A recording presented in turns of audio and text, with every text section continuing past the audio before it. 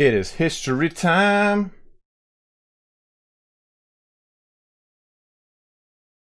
All right, guys. Let's have some fun. Let's have some history time today, here, now, in the right now. A good map up first.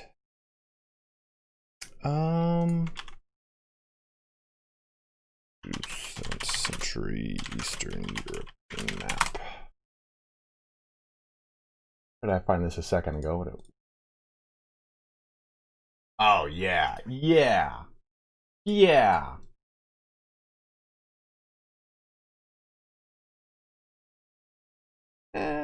will do.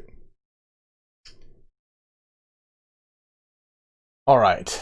So, our new campaign here today is going to be KIEVAN Rus, as it is also known as, probably properly known as. And we're going to be discussing the history of the KIEVAN Rus. And it's an interesting history. It's a fun history. It's also a history that's kind of shrouded in a good deal of, hey, Flesson, what's up, man? Drop in a $2 donation to start us off. It's also a history that's kind of marked with a lot of myth. So, I'm waiting for Crusader Kings to boot up. There we go. So, let's go ahead and switch on over to this. So when you talk about this history, it's interesting, right? A lot of what we have for the history of... good to hear, man. Good to hear. Hope it's going well. Let me switch on to the actual character. We'll be good to go.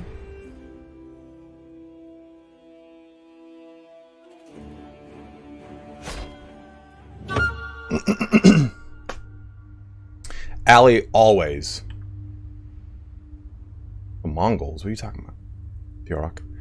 So we'll be playing right here, and I can't pronounce this. From what I looked up on Google, it's not a word I want to say without Google's thing trying to kind of basically kibosh me. But this is a pretty interesting and spicy point in history because all of these Slavic nations, for the most part, are very fractured. And in this timeline, we have Rurikid coming over from, well, Varangia, whatever they want to call it.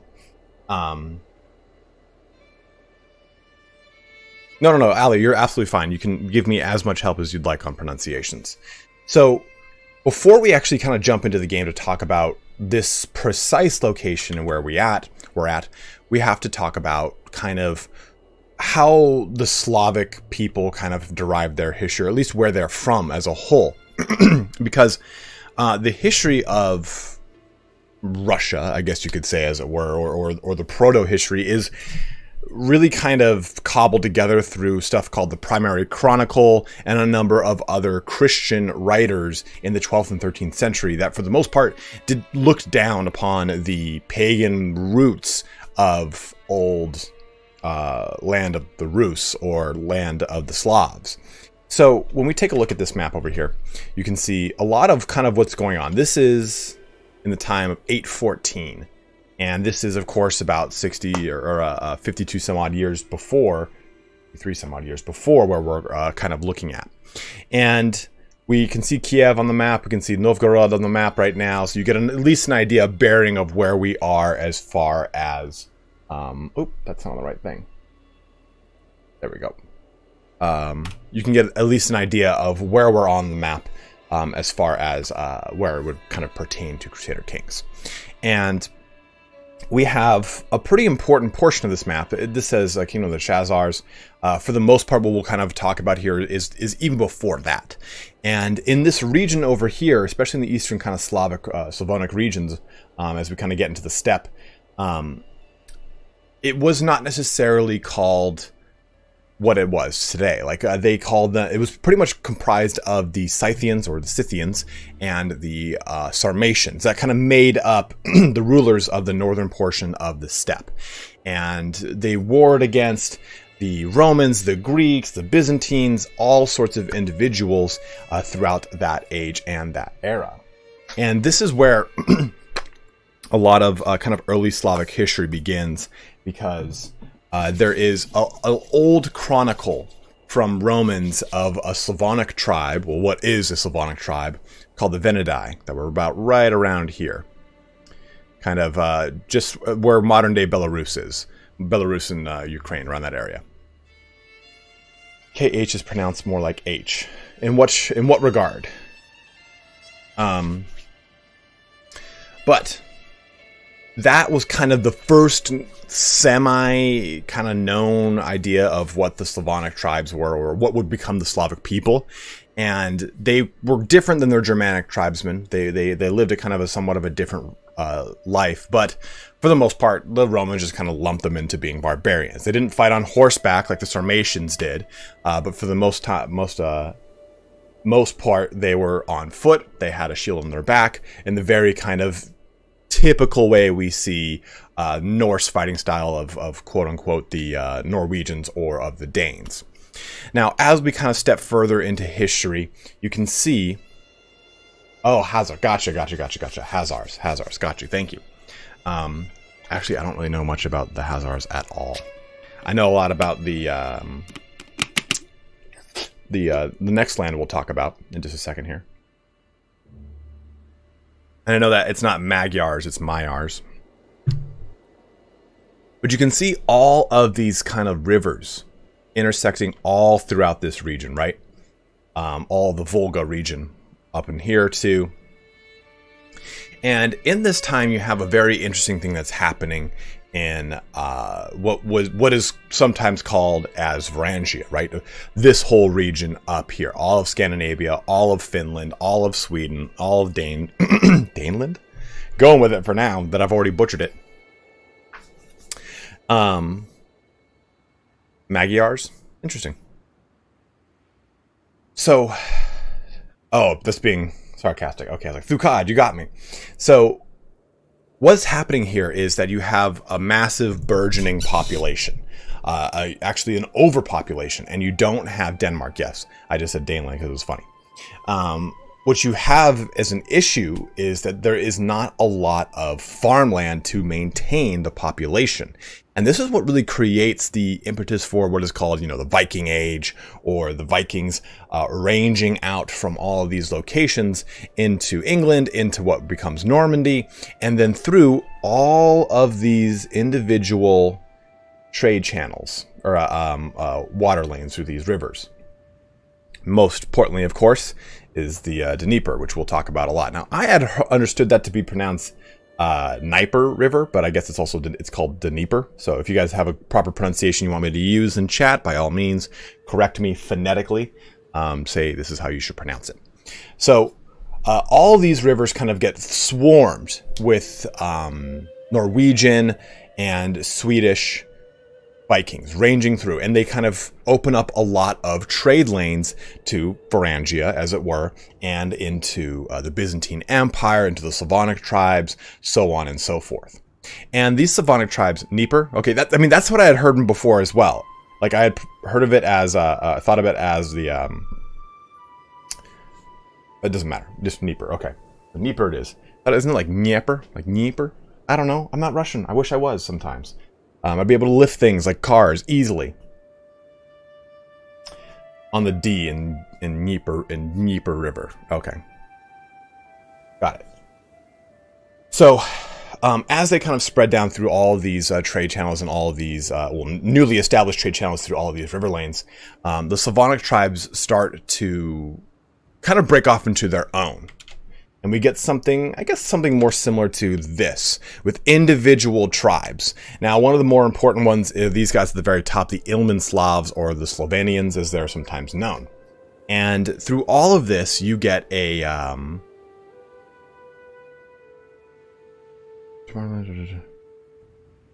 you get something very interesting. What happens is they become ruled over by the Scandinavians. And essentially they have the Scandinavians control the majority of this land, they pay tribute back northward. Now, keep in mind, a lot of this stuff here is going to be a lot of hearsay and a little bit of conjecture, and it will differ from sources.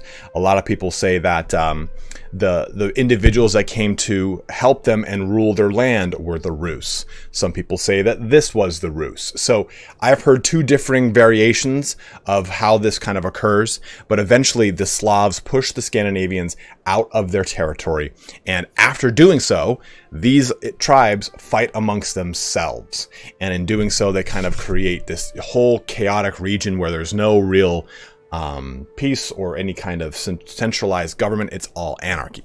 And the Ilmen Slavs send a note out to Rurikid, who is a Scandinavian king, and I have also heard of him called as a Rus king. He is Rus. People that wander are the Rus, inviting them to come, or him and his brothers to come and rule over the Ilmen Slavs, the Slovenians, and create peace, because there is no peace. So Rurikid comes over and he establishes the very first ruling dynasty of the Russians, the Rurikid dynasty. And this goes on for, the Romanovs aren't until the 1500s, I believe it is. Like 1514 is the first Romanov. And Rurikid is the first ruling dynasty and creates what we know as KIEVAN Rus, creates the Russian Empire. It is an important ruling dynasty for the history of Russia. And they come over and they establish themselves. And Rurik's brothers eventually die, and he becomes the sole ruler of Novgorod, which means new city. And in doing so, 1610 is when they take over, I believe. Thank you, Cody. So yeah, even 100 years after what I said. So 1610 is the beginning of the Romanovs.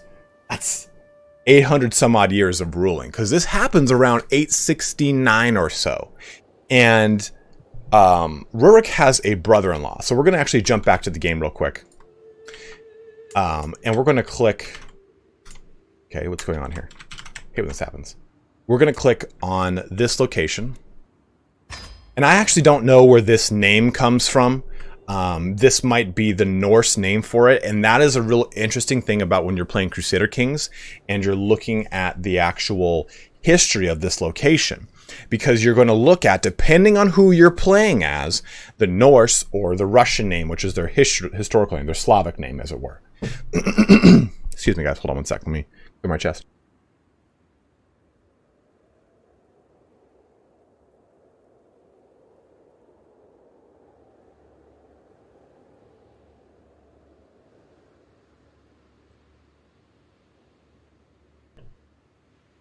So, Rurik comes over, and he actually dies pretty quickly. And not his son, but in the game, this is his son, and his son is Helgi the Seer. Helgi is the Norse name for Oleg. Oleg of Novgorod, Oleg the Seer, was actually the brother-in-law of Rurik, the troublemaker. So it's very interesting that in the game, it looks like they want you to kind of go down the historical path of having Oleg involved in this, because he is such a huge part of this history. And mainly because Rurik dies in 869 AD, I think it is. Oleg takes over very quickly after they arrive in Novgorod. And from there, we have a couple of things that happen, and this is mainly right before Rurik's death. So we've talked about Constantinople, and Constantinople is, of course, the capital of the Byzantine Empire. And there are two individuals, two soldiers, or I think they're just like thanes, quote unquote, of Rurik's that say, hey, we want to go range out and do some things. And remember, these guys know Constantinople exists. It is called the Great City. I think it was something guard. Tall God or something of the sort. There's three different names for it: Constantinople, then the Slavic, and then the Norse name for it. And each one of them kind of pay homage to the greatness of the city. When we get into Vladimir the First, we'll talk about how Constantinople inspires him in a lot of crazy ways. But what happens is, excuse me, sorry guys. What happens is these two gentlemen, Askold and Dyre, or what is sometimes Milklograd. Thank you very much. Milklograd is the name for Constantinople they gave, which means great city. And in doing so, these two gentlemen, Asgold and Dyre, go down the rivers, and in going all the way over here to the Polianians, and establish Kiev. They find this nice city located... Oh, no, I've gotten so far ahead of myself. What have I done? Well, this is Rurik, by the way.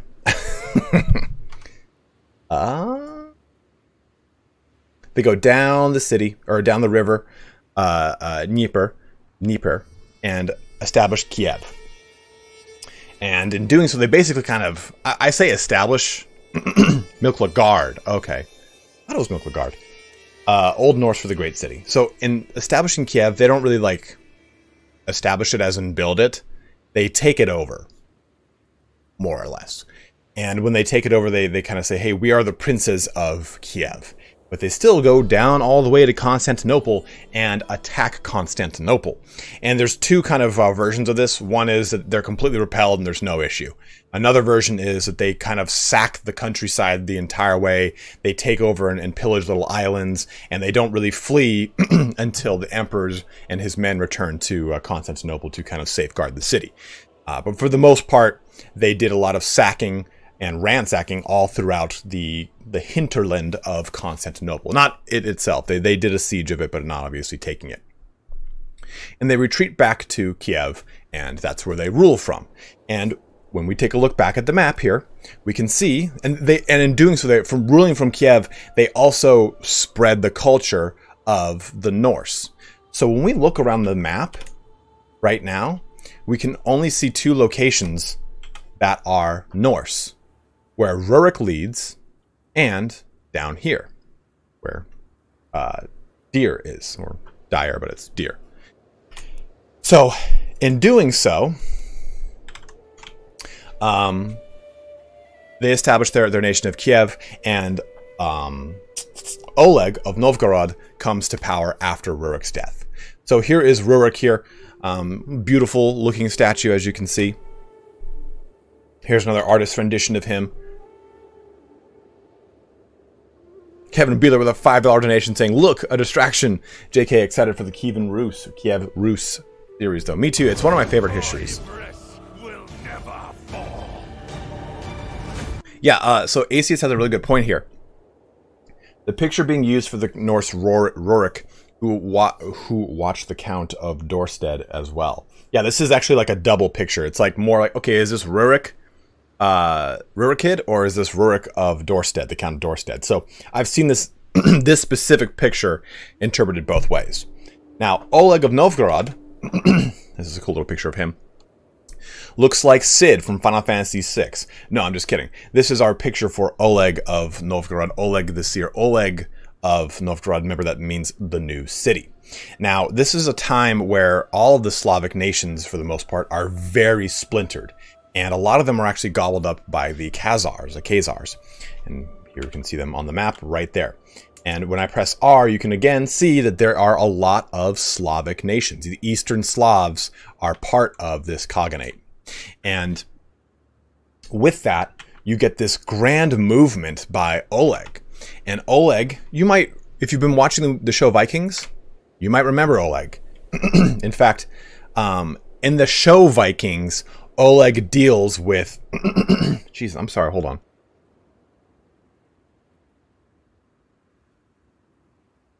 Oleg deals with Asgold and Dyre in the show. In the show, though, they're his brothers. So everyone's got a very different interpretation of how this kind of very beginning of KIEVAN Rus starts, because remember, it's got so many different iterations of how this works.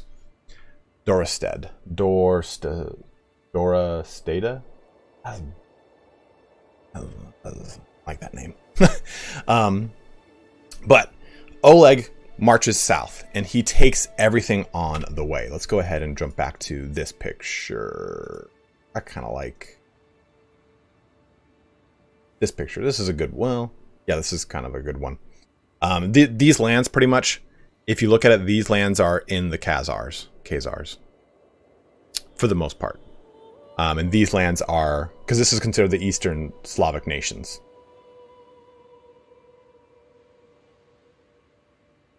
Yeah, Thukad, there was 3 brothers that Rurik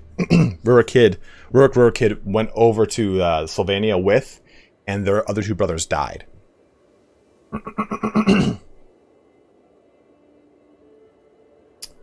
Belarus, doesn't that just mean White Russia? White Rus is the kingdom that Belarus was originally a part of. Belarus' original name was Bulgaria. It's got a weird looking name. It's in one of these maps. But as what's his name starts to go south, as Oleg of Novgorod moves south and takes over more and more lands for this nation, which becomes Kievan Rus. Not yet, though. He lands over here in the Polyanians, where our 2 bros, Asgold and Dyre, have created their little location of Kiev. I will, Cody. I'm just going to kind of roll with it from now on. I've noticed I've stopped too much in my explanation. So, and thank you very much for the donation, dude. And in getting to Kiev, he pretty much says to Asgold and Dyre, like, no. You're not the rulers. I'm the rightful ruler, and has them both killed. That's what this picture is. It's a nice artist representation of them being slaughtered to a man. And in doing so, he decides he is now the Grand Prince of Kiev, which is the first name for the ruler of the Kievan Rus, and he is the first actual ruler of the Kievan Rus. We think of Rurik as the beginning of the kings or the rulers of the Kievan Rus, but it's not true. It's actually Oleg, because he's the one that establishes the state. Rurik is just the primogenitor of the dynasty itself. And in doing so, he launches a number of attacks into the Khazars and takes up more of the Eastern Slavics into his nation. And he creates a very powerful state in all of this, and pushes back a lot of the Khazars. And in doing this, it kind of creates a little bit of a power vacuum, right? And the Steppes region will become something that is so volatile for a number of years, for hundreds of years. The Golden Horde will eventually take over and border with the Kievan Rus, and that in and of itself will lead to an occupation of the Kievan Rus by the Golden Horde, which will then rebel against it. It becomes a constant pushing back and forth. But this map is really good, and it shows why the Kievan Rus became so powerful and strong in their early 9th, 10th, 11th, and 12th century iterations. They had pretty much a good power base for about 300-400 years. You can see these all these individual markings here, right? And they mark individual trade paths into other portions of the world. You've got the Volga trade route, which would go all the way through here, through the Volga, into the Volga, Bulgaria, over on the right side. You have these paths that would lead all the way down, I think it's called the Varangian route, that would actually go down through these river channels, the Dnieper being one of them, through Kiev.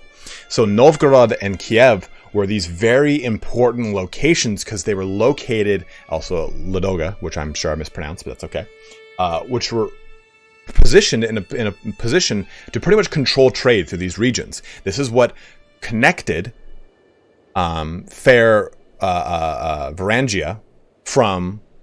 to Constantinople, and the Rus were able to completely control this route. So it's a really important thing. Yes, Wallachia is the home of Targovishta, where we get the land of Transylvania, just to the other side of the mountains of it. And that is where the Transylvania is, of course, where the home of what's his nuts is, Vlad Dracul of Wallachia. But this creation of the Rus state is important because this is the beginning of where Russia comes from. This is really the beginning of where it comes from. Because in this, we get united under one banner, the Northern and Eastern Slavic people, not the Western necessarily. That's more a history of Poland and the such. And in doing so too, you get a kind of unification of religion. For the most part, Novgorod was originally ruled over by the religion of the Norse, and the religion of the Slavic people, I don't have a ton of information on the earliest portions of it, but for the most part, it seems to be a variation of the pantheon of Norse mythology, where they have got essentially their chief god is a dude who like throws lightning, and one of the main oppositions to him is kind of a shamanistic individual. I think Velas is his name, actually, and they share a lot of similarities with Norse mythology, but they do have different pantheons. In fact, Vladimir I, when he comes to power and finishes uniting a lot of the Rus state, he creates this big, huge plinth or clearing with all of the gods of both religions up on there. And then when he converts to Christianity, which we'll talk about, he topples it all and makes a church. But that's neither here nor there. But Kiev becomes the new capital of the KIEVAN Rus under Oleg. And again, the Grand Prince of Kiev is the ruler of the KIEVAN Rus. In KIEVAN Rus, you do not go to Vikings. Vikings come to you. But that is our history lesson for today in the discussion about the creation of the KIEVAN Rus. Now, I do want to talk about, before we kind of end our history lesson, it'll segue pretty well into these two characters, Askold and Dyre, who will be the focus of what we're playing today. Turn off display capture and keep that on. Perfect. So when we look down at this location, and I can't pronounce that, I'm so sorry. We see Jarl Dyre the Stranger and his son, Halfdan Dyreson Olsker. Sorry. So some really interesting things about this is, let's actually do that. YouTube.com. Kings and Generals, KIEVAN Rus. Yeah, if you guys want to know more about this, here are 3 amazing videos by the Kings of Kings, the Kings and Generals. I'm going to link them in chat right now.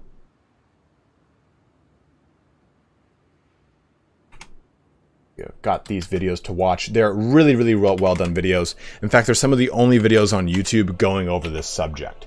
So I strongly encourage it. They're really, really solid videos. I've watched them actually multiple times. So this is an interesting situation here. So we have Jarl Dyre, who's going to be our starting character for today. And I'm going to restart this. We're going to start in Iron Man. But yeah, he's a genius to start. And he starts out at the age of 22, so he's pretty sweet. There are a lot of different legends for this character. For one, is that he's just simply Askold and Dyre were just simply dudes under Rurik. The other portion of this is that this person is related to Bjorn Ironside and thus to Ragnar Lothbrok. The game seems to have taken the third variation of this kind of origin tale. And Askold and Dyre, well, Askold's actual Norse name is Askoldir. So there's another kind of interpretation that Askoldir was one individual, not Askold and Dyre, and this is that one individual. And that one individual was also the son of Halfdan Whiteshirt. So Vitsik, if you want to think of it from the show, what's it called? Vikings. So the game has taken it where it's taken Askold Dyre as the individual, not the two, that rule over this location, and and he is the son of Vitsik, of the House Vitsik, the son of Ragnar Lothbrok. So that is the actual kind of origin story that the game is going with.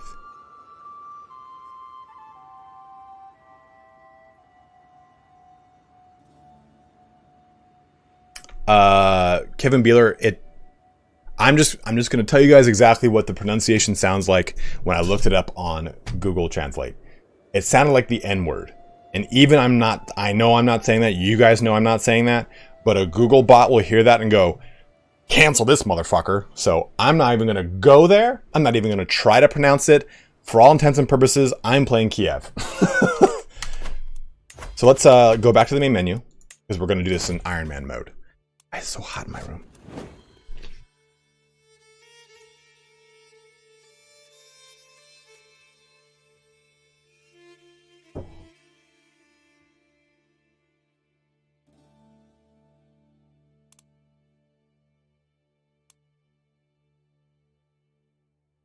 Thukad, I looked at that mod. I can't do it because it shuts off.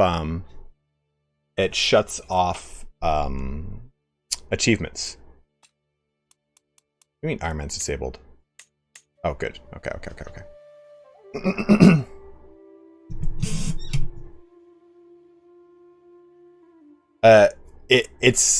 It doesn't like actually like translate to the N-word. It's just very similar sounding, and I don't like to play with the YouTube bots, man. They're like, there's scorpions in the night. Mar, yeah, you would think that would cancel Google Translate. Okay, so game rules. We are enabling Iron Man mode. Good to go. We'll click into Kiev and press play.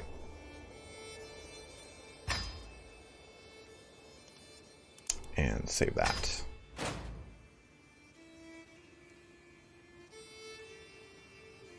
Yeah, so this is, I kind of took a look at this a little bit last night to kind of see what I was getting myself into. And he's got a very impressive stat line. So taking a look at him, he's got 22 diplomacy, 15 martial, 14 stewardship, 10 intrigue, which actually, this rolled pretty low. I think in my playthrough, I've got 17.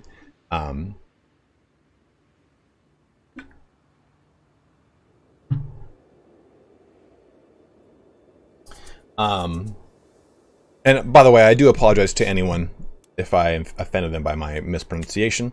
I try to get as close as I can, or at least some semblance of it.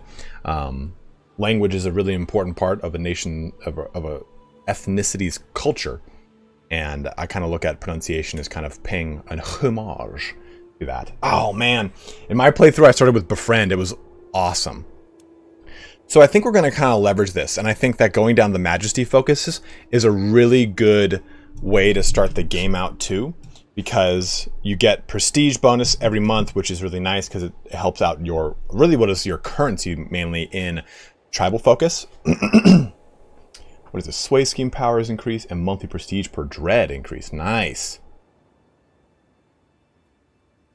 Mara, absolutely, dude. I'm glad it helps you out. But getting befriend is really nice. Groom to, like, I was going down this chain and I really liked family hierarch, and I think I'm going to do a little bit of this one.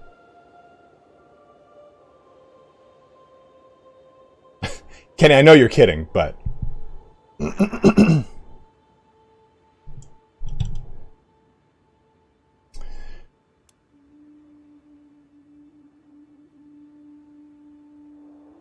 don't even worry about it, Mark. You take your time, man. Don't feel like you have to. We can go down any one of these other ones, but I kind of like this location. Kingsguard. Okay, we'll go Kingsguard. That'll do. Sean, what's up, dude? I think family hierarch. Unless you guys have another lifestyle recommendation that I'm not aware of, I think going down this will be really nice because I get such a huge bonus to it, and I'll be able to move through this quickly. Excuse me. City of Ships, actually.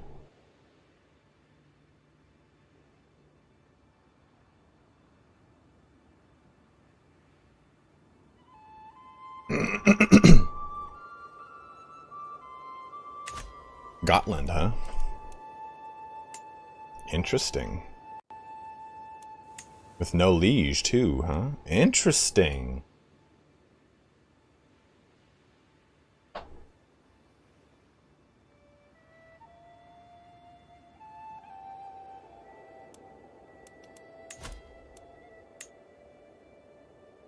You can use claim throne against your liege. That's really cool.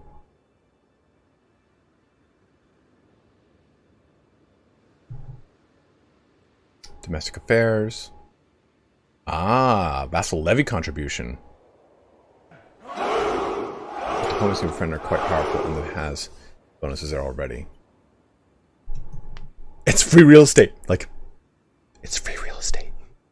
Mark, thank you very much, man. I got a new member of the channel. well, a returning member of the channel. Yeah, for any of you who want to become members, you get access to these really cool emojis. Your text, your title, I mean, turns green, and you get a little icon that appears next to your name that'll kind of increase in time.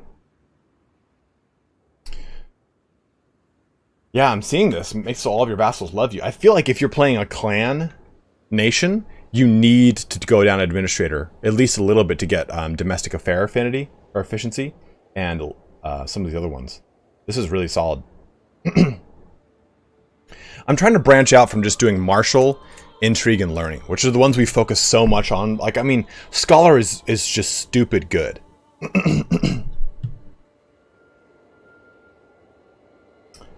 Matt Honky.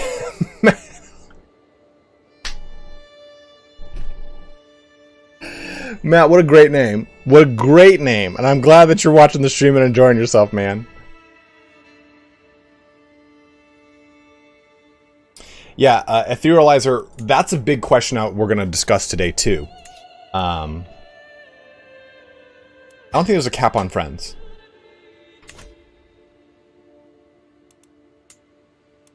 Minsk is... they shouldn't be. You can establish... we're not going to unpause yet. Because if we unpause, alliances will kick in. So we can kind of... try to circumvent some of those alliances. So, one thing we could take a look at, though, is our duchy. Our duchy expands down south, so we should probably take this as part of our de jure, whatever the hell, de jure, portion of our territory. Just take this initial one right there.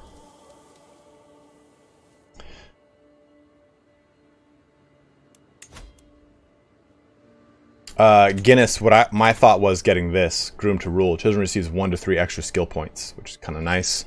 And yeah, also getting getting pedagogy is really solid for a child. Now, what I don't like is my son did not take any of my awesome abilities, but I shall educate my child nonetheless.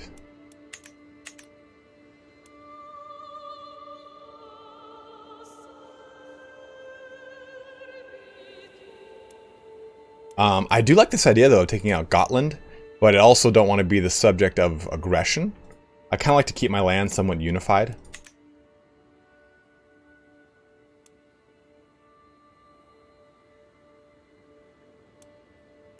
Why do I want to divorce the wife?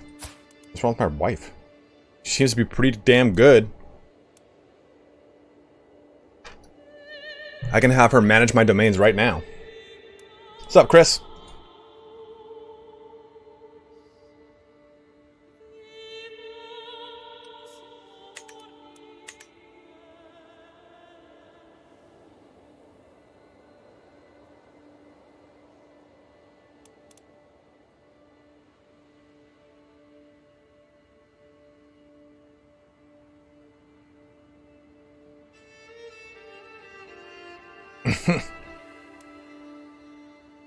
Yeah, okay, guys. We don't need to game the system that hard, though.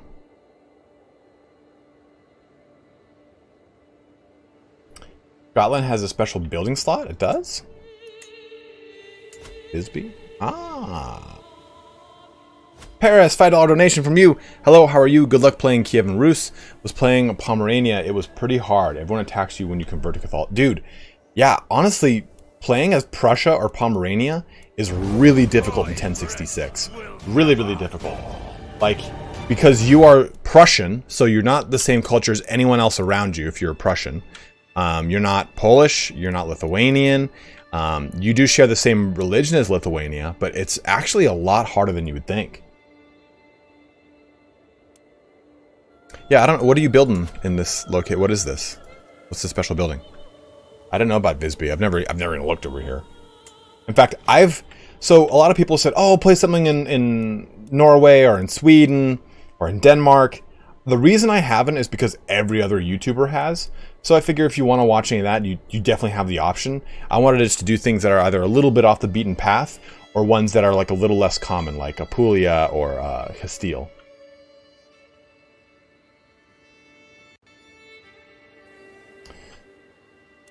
Okay. Arsatan, good to hear, man. I'm glad you're enjoying it, my dude.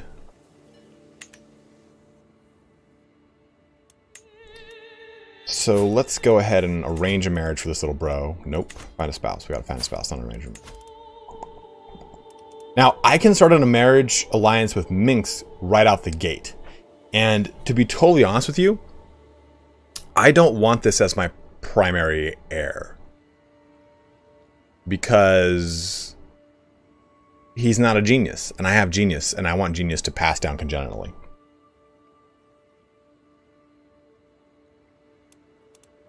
But we can get this alliance going right out the gate, which I think is really strong. We can see what kind of inheritable traits we can look for. Let's see if there's any good genius options. I mean, Rebecca, I know it's okay. I'm glad it was like an accidental caps lock. She's just yelling at me, you fucking marry a genius. Like, yes, mom. Remember, I mean, he's 3 years old. So anyone, this is the problem when you have a son when you start out that's a baby. Because when it's a baby, you need to wait 13 years now, in this case, until it can even do anything, until it can pop out kids. The oldest or the youngest one here, doing this by age, is this young lady. And she's got comely.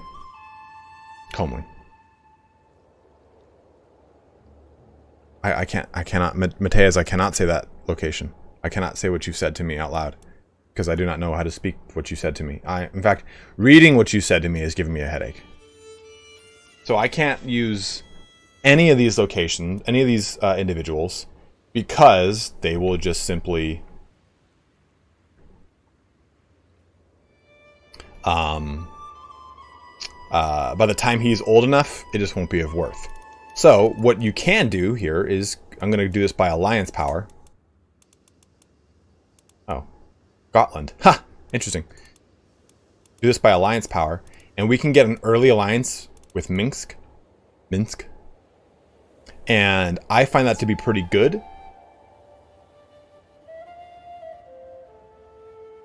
Not of my choosing, Josh. Just the first, like, 2 steps.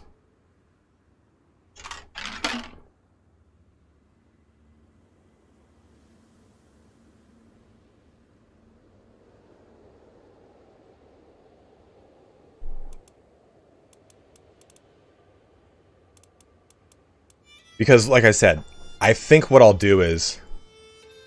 Yeah, Parrot, that's what I'm looking at. She'll inherit these... At least, I'll get the claims to this land.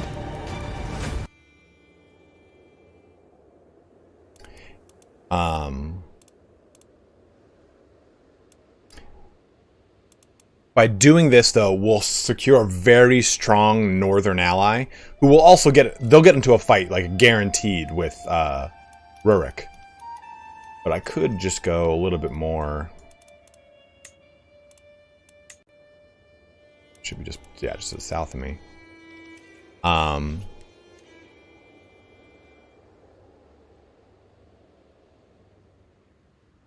Corny, we'll probably convert our religion.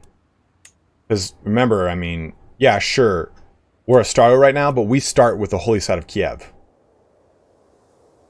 Corny, I know, brother. I was playing a little bit ago, like last night, to just kind of look at stuff. Just calm down, man. I got this, bro. I'm trying to get there. You're jumping all over the place.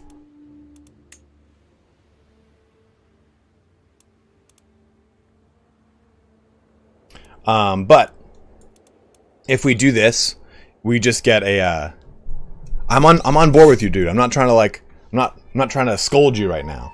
Just I got like a plan for how I'm going to address everything. So we can do this, and it'll get us an early alliance going. And then if I have a genius son, I can just disinherit this little lad and move from there.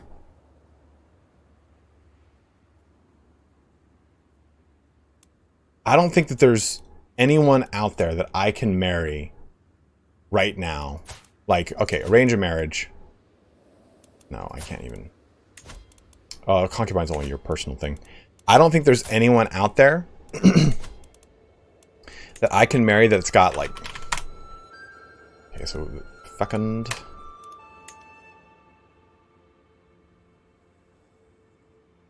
Blam, plague. Oh, we got a hunchback.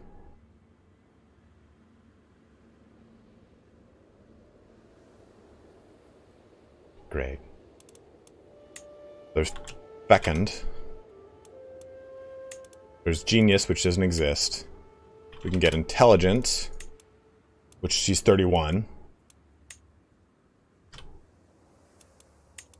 Sturgian implosion. I could Thukad. We can go quick, and I can get quick and giant.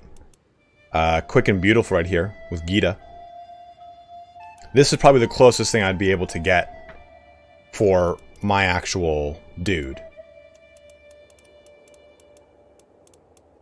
But as far as anyone with good sum of all skills, it doesn't seem to be... Oh, good call, Amazonian. Always forget about that one. Yeah, no one with Amazonian. Even with, not strong. What's it called? Oh! Hail is the other one.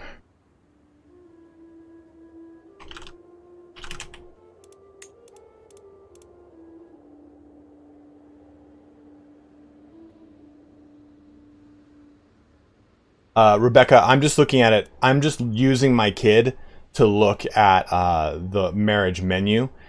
This is basically everyone saying, divorce my current wife and find a wife that has got stronger, what's it called? Stronger congenital traits, since I already have genius.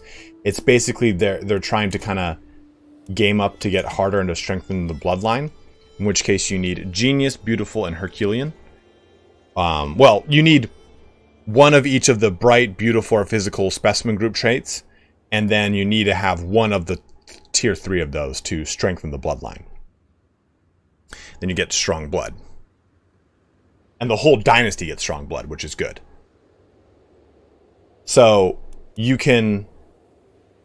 It's basically a way to like absolutely capitalize on how he starts off. I don't have an alliance with Sweden. See? She's allied to me, but I don't know why. Bing Balt's best. So let's take a look here. And the reason you don't unpause right now is if you unpause, your marriage candidates for alliance are just going to plummet. Because all the AI is going to make that first move immediately. So if we unpause right now, we lose marriage candidates. So that's why we're hanging out here. We're going to spend a lot of time right here, guys. This is what I do for pretty much every campaign. And I know that's boring for some people, and I apologize if it is. But this is how we're gonna play today. Well, that was Hail. Let's look at Robust. Robust Guillemante. Nothing for Robust. Let's look at Pureblood. Nothing for Pureblood.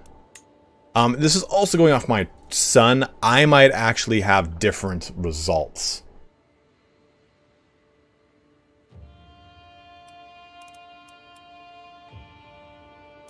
But inheritable traits, sorting by sum of all skills. This is the best option I've got. And from a trait perspective, it's okay. I actually don't really like Giant, to be honest. Yeah, you get prowess, which is great, but attraction and minor health penalty, I mean, you can obviously counter minor health penalty. I just don't really like to have it.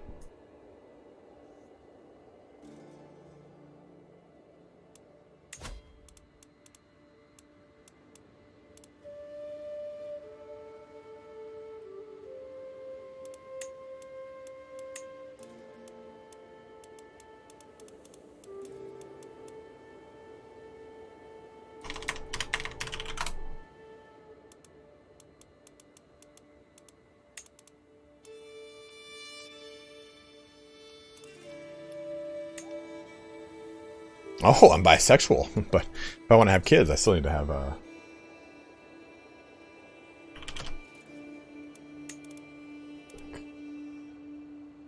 Your grandmother. Oh, seduce my grandmother? Mm-hmm. Mm-hmm. Dude, I've seen the movie Vikings. I would absolutely seduce my grandmother if that was my... I don't want to talk about what I've said out loud. Because, what's her nuts? Oh, God, what's her...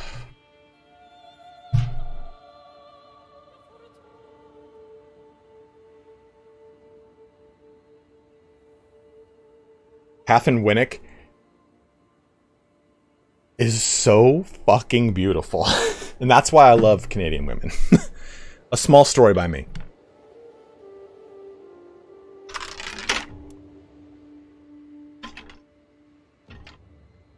Catherine Winnick. It's Catherine Winnick. It's Catherine Winnick. It is Catherine Winnick. You seen her in John Wick? Holy shit.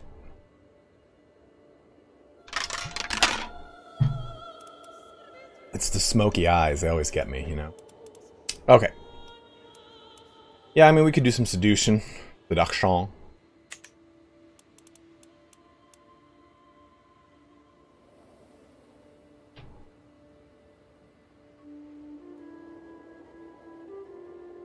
I don't know Valorous Bob. Valorous Bob is asking if Giant is considered a good or a bad trait as far as the bloodlines looking at how to pass on good and bad congenital traits.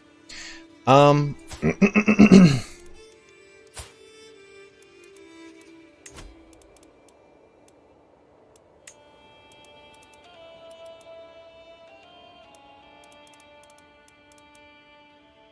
I honestly...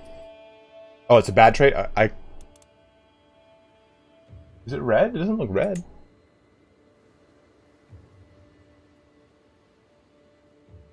It doesn't look red to me, guys. Let's find a Hunchback. Well. Oh, the background behind it right there. Okay, I see. I thought we were saying the glow. The glow means congenital. I gotcha. Yeah, you can barely tell it's red.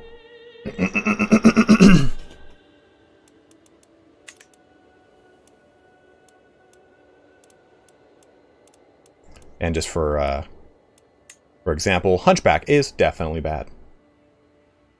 I like Italian women, but if me married, what would we have spaghetti with? Ooh, dude. That sounds great, Paris. I fucking love tikka masala.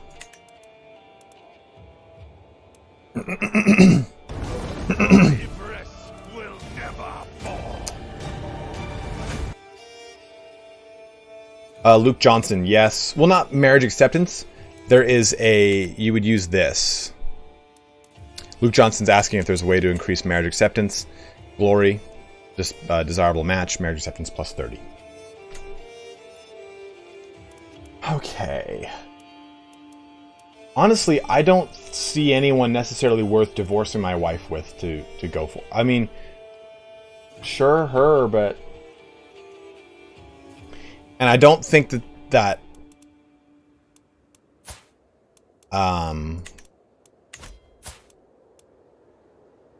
like my son here, I think is probably better off just marrying for a alliance right now, and then I will worry about my future children and replacing him as the heir. Does everyone agree with that approach?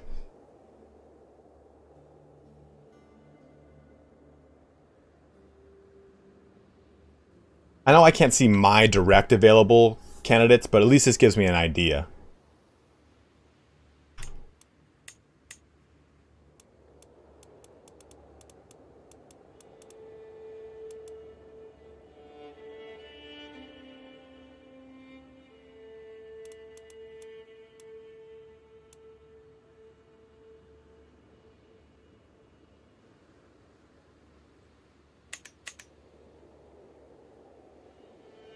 Thukad 2.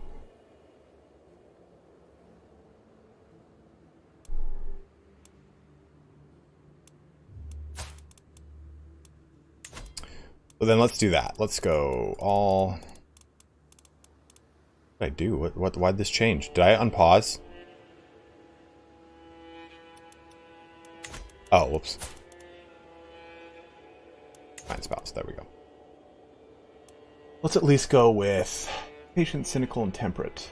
or shy, fickle, forgiving.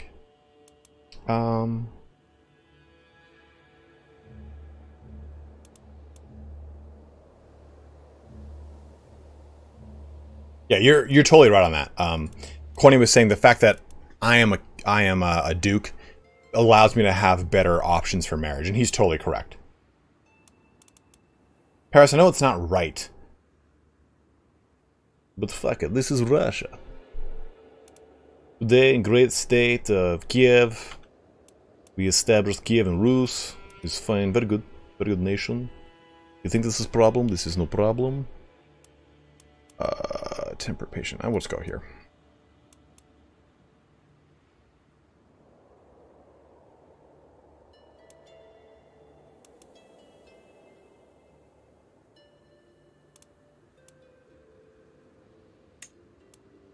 And she is Russian herself, so this is good. That does that. So one of the other things we have to talk about is our decisions. So we're going to invite some champions because our court is very scant. Take a look at our court. This is our court. That's it. It's got like nothing in it. Hey, 50 whatever, 55 knock. Someone help me, please. I don't know what that is. That's not Norwegian Kronu, right? NKK is Norwegian Kronu. But Magnus Haynes dropping a 55 NOK on me. Thank you very much, my dude. Really appreciate that, man. You are a friend indeed.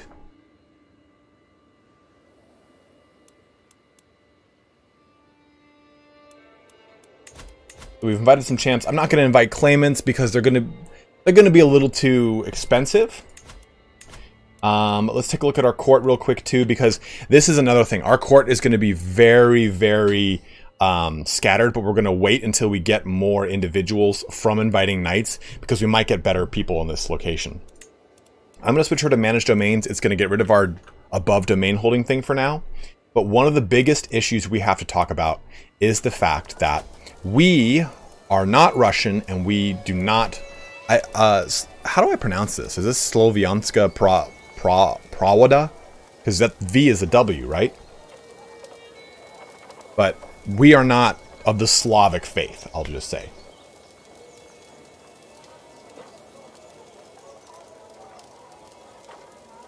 I don't think I can really seduce right yet, though, Chris. We're doing it. We did it. We did it, Corny. See? We invited them. We did it. So, North Korean dollars? That's not what that means. Pravda. Okay.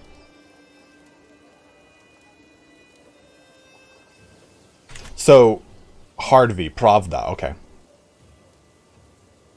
Slavic truth for English tradition. Thank you, Mateus. I didn't know that's what it meant. I will convert to Orthodox eventually, Thalia. So, here's the thing to take a look at. We get the ability to do human sacrifice. So, executions earn piety instead of choosing a piety, instead of costing piety, grants the raid for captives CB, which is very nice. We get warmonger at peace opinion instead of offensive war opinion. So basically, if you go on offensive wars, that would cause issue. Now, if you're at peace for long, it causes an issue. Rulers have a conquest CB against neighboring rulers. Prestigious rulers can use an invasion CB once per lifetime. If one exists, the head of faith can declare a great holy war. Members of the clergy can serve as commanders or champions. So it is Pravda. Damn, there's so many different dialects. Then I get ancestor worship. So this is if I stay as Norse, right? If I stay as a Staru. But the issue with this is, if I right click on these guys and offer vassalage, you can see that different faith is a minus 80 penalty. So you can see how this is, I probably won't stay a Staru, guys. It makes converting people very difficult. And on top of it, I start with a holy faith of Pravda in my location, which gives me monthly piety and nightly effectiveness plus 20%.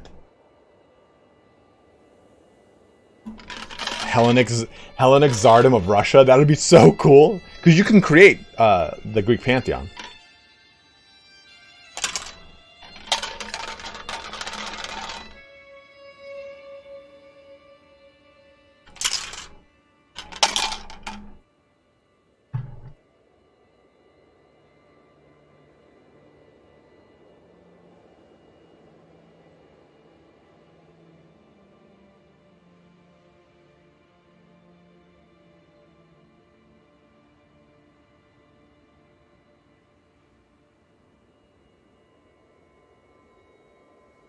Guys, I think, what are we at? What are we at? We have 327 of you bros checking in here today, but only 88 likes.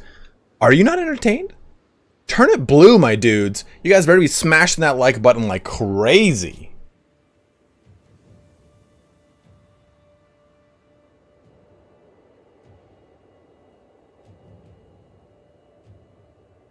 Yes, the capital is Kiev right now.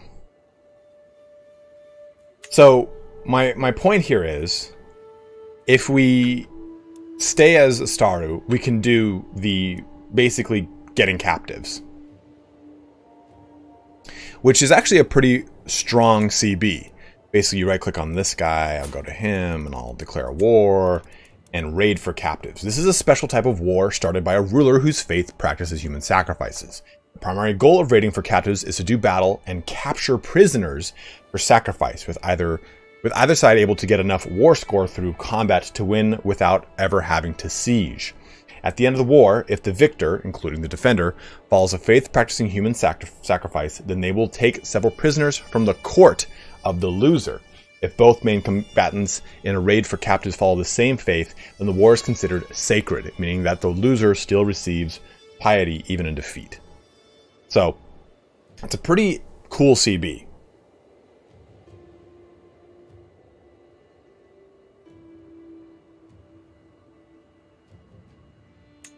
I do not think so, Valorous Bob.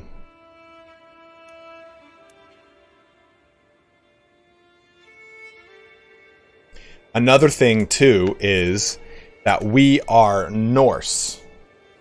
And everything around us is going to be, go ahead and press cultures, Russian. So, even if we don't convert religion-wise, I think the best way to approach this campaign is to convert culturally to Russian as soon as possible, because right now, I can't control my innovations because of Bjorn Ironside, and Bjorn Ironside's only going to get way stronger.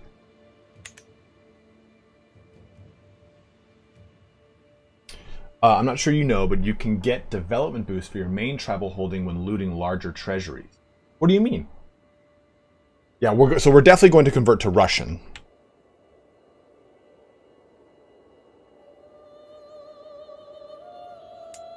And that's why I didn't want to go too crazy, because we can convert to local culture and it costs 300 prestige.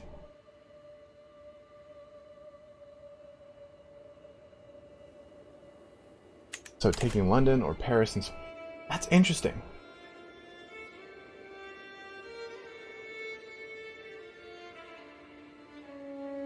Yes, Christian Bender, the cultural head does determine that. Well, let me actually share this real quick.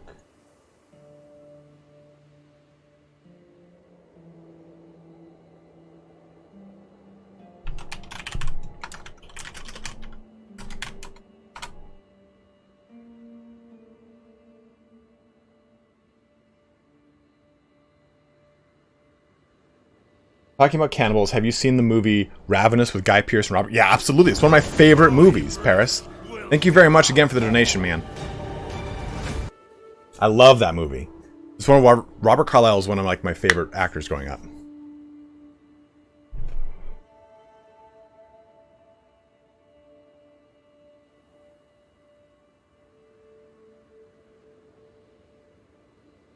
Mark Platten says, wait until you get a new duchy, then you get the prestige needed to convert as part of the deal. What do you mean? Convert religion?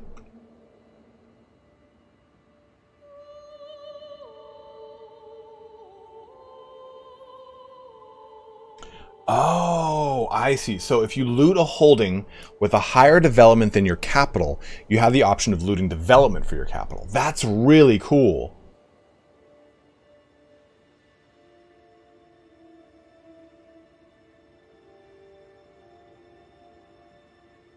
Guys, if you haven't too, please like that stream like I keep saying, but make sure you join the Discord linked in the description below. That way you can have fun with all the bros in our Discord channel talking about history, talking about Crusader Kings, Total War, Mountain Blade, tons of stuff to get into. A duchy title. Oh, I see what you're saying. So to absolve switching over to the Russian populace, basically like to create a wash is what you're saying, right?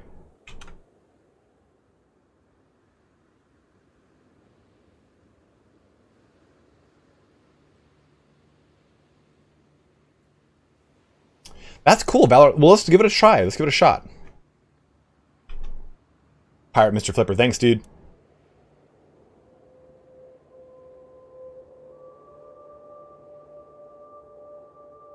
Of whose voice, Christian? Carl Renolfson. If you have not played Bannerlord yet, absolutely.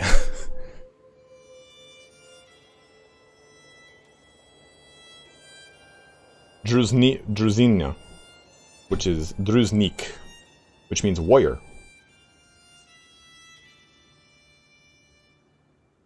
Mountain Blade is an amazing game. Okay, so we've done this marriage. Decisions, convert to local culture. So, yes or no in chat. Are we converting now or do we wait? Yes or no in chat.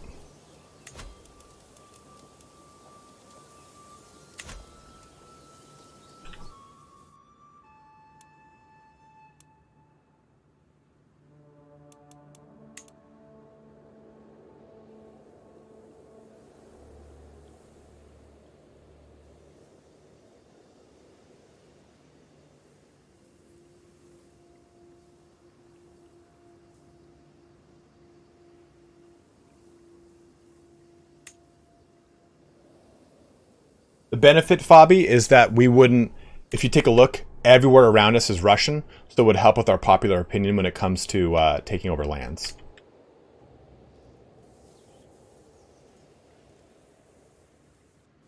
And if I'm Russian, then we're down 2 innovations, but I can become the Russian head quicker because this is the current Russian head. So I have a chance of kind of usurping that title and becoming the Russian culture head.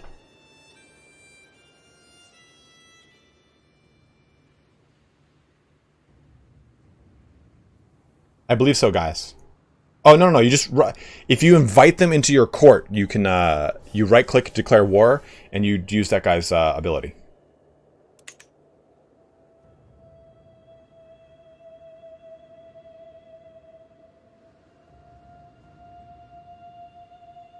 Well, I guess you do, Corny, but I don't really see the reason of making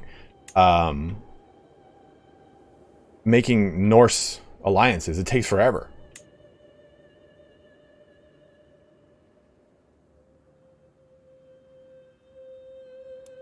Oh, is that a thing?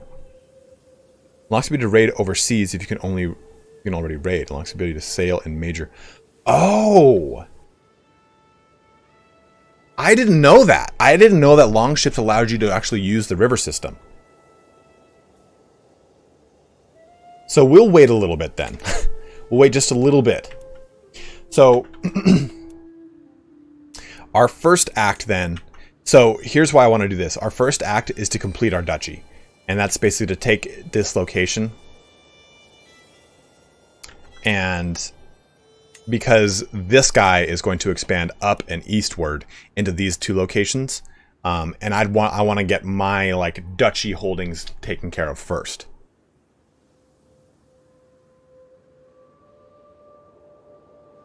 But yeah, Thukat, I think that shuts off those achievements. Yeah, that's what we'll do. So we'll grow as Norse first, and then maybe just convert on death or however it works. And historically, that is pretty accurate. So we've done that. So what our goal for this campaign is we are going to. Oh, we have to wait until we're Russian to do it. We're going to found a new kingdom. No, we're going to find a new empire. I want an empire. We're going to found, because you can create your own kingdom. So we are going to find the KIEVAN Rus kingdom, even though that doesn't exist. Russian Empire is the closest thing to it. Yeah, exactly, Corny. We're going to get that last one. That's our first move. And then we're going to unite the Slavs. And that is a huge undertaking. Basically, we go to this river right here, the Danube. All the way east to, I think, right here. The Don River or to the Oka River? It's one or the other. I think it's to the Don River. Let me take a look. Oh, right here. Yeah. Well, so these are the Slavic people. So basically all right here. They'll go all the way down and to the west here. So this is going to be a massive undertaking. Our first target will probably be Ruthenia. Will be our first kingdom to create because we're going to own a large portion of it fastly. Well, we're going to hold off, Christian. We're going to hold off. So let's put this here. And our first location to attack will be him. Let me make sure I did everything else here. Not endorsed. Why am I not endorsed by you, you penis head? Oh, because you're a piece of crap. We're going to wait for our physician. Although Bjorg here seems to be pretty good. How's my wife? She's not the best.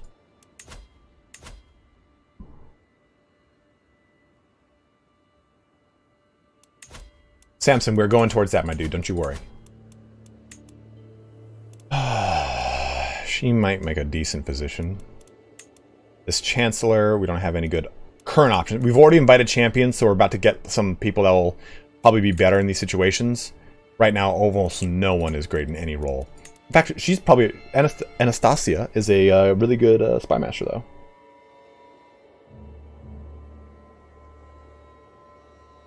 So, I played a little bit last night. I only played like 5 or 10 years, but the Khazaria broke apart over here, like right off the bat. So it's pretty interesting.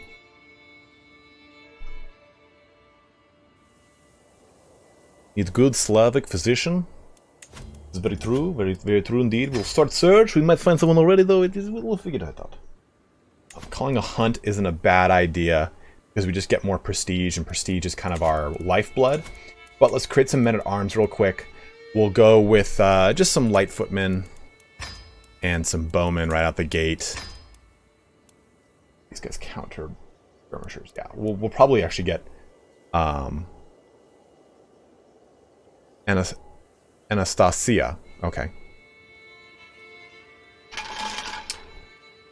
Rimming the Baltic, as it were. Guys, I think if I'm being cheeky here, so for those of you who don't know, I compete in Olympic weightlifting. And as thus,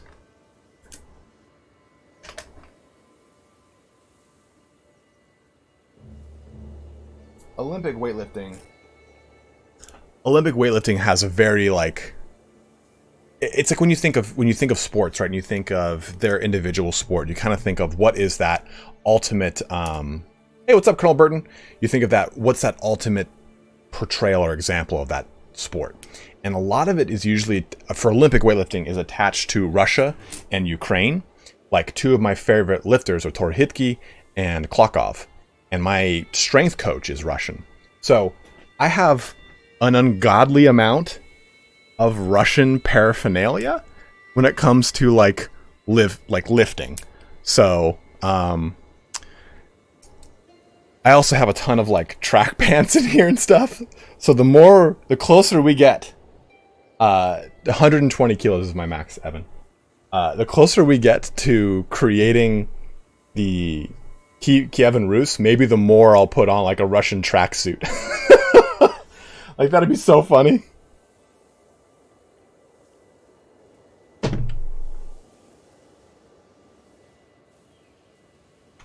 Okay, so I think we're actually good to go.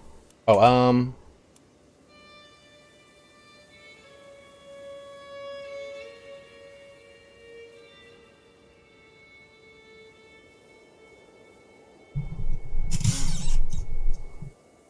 Russian Spartacus. Who's the strongest, Eddie Hall or the Mountain? Martins, because I know Martins personally. I have trained with Martins for like 5 years.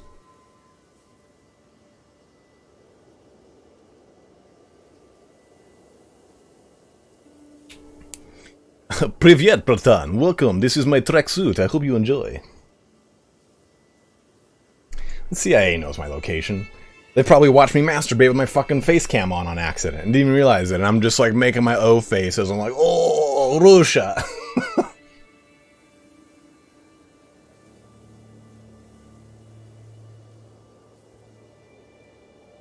I've got there's videos on my Twitter, Rising Star Phoenix.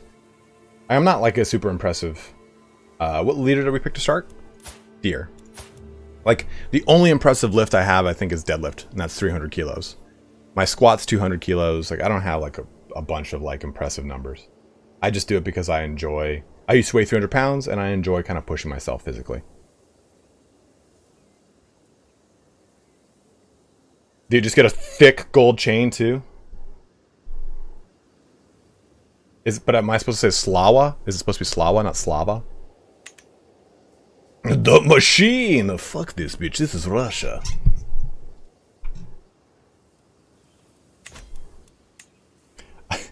I also, like, admittedly listen to, like, a great deal of, like, Russian music. It's like, we train in it. I don't put it on. So, Brat is brother in Polish, I thought.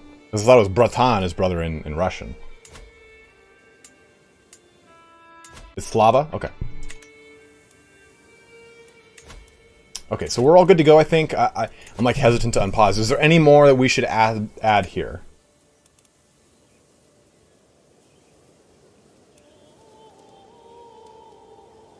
I could get a second. I could bump these up one more. That might not be bad. Costs 110. Oh. Oh. Bratan is bro? No wonder he always calls me Bratan. He's like, Davai, Bratan, you lift this. This is no problem. This is small child weight. I'm like, oh, sorry. What's my weight now? 220 pounds. So what? 100 kilos? 105? Yeah, like 100 kilos.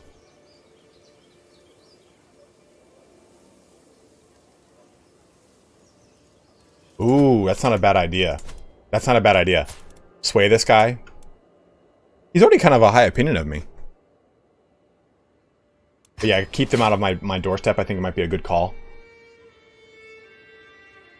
Martins speaks Russian, right? He's Latvian. I don't know if he speaks Russian.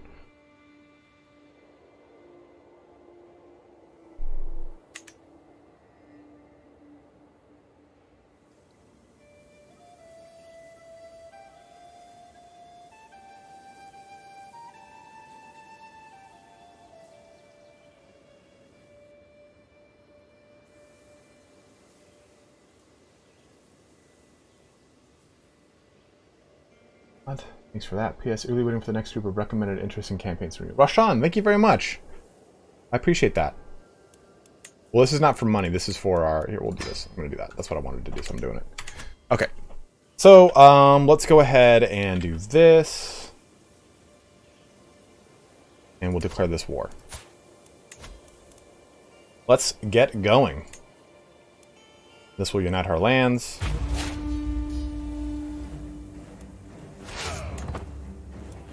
Unpause and make our attack. Aha! Oh, get rowdy, huh? I thought he was gonna get... Oh, I got rowdy and charming. That's actually pretty nice. Never a dull moment with my little tiny boy. Oh, come on, Turbo. It's just meowing.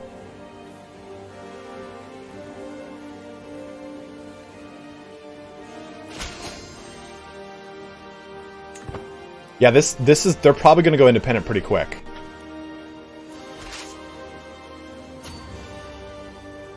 So we got a good alliance there to help up our northern borders here.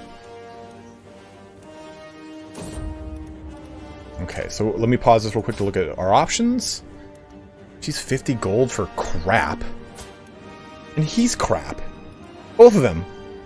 Be gone from my realm. I think, at least, right?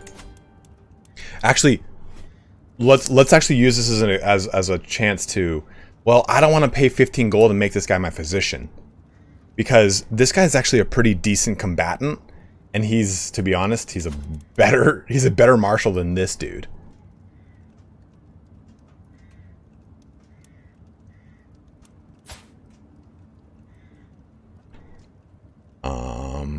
She's nothing. She's absolute shit.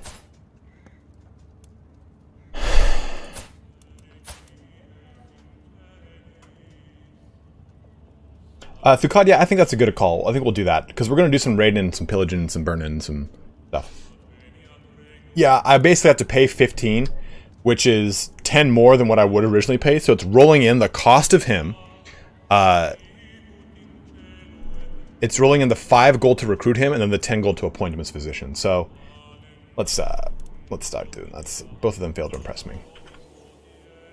Yeah, that's the interesting thing about this campaign start is I've always played campaigns that have really solid courts. So in this situation, you kind of have to wait to build your council out a little bit. 50 gold for my cousin Mike. Hey, yo, Mikey!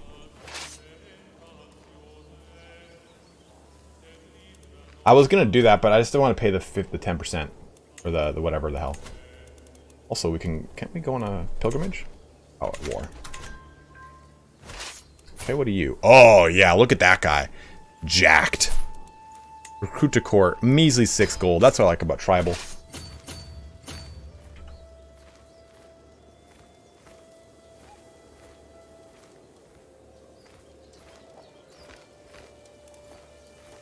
We got 346 people watching, but only 176 likes, guys. I need you guys to turn it blue. Smash those little like buttons. Valorous, you're 100% right. 100% right. Yeah, it's always learning that's more important because they will build the traits.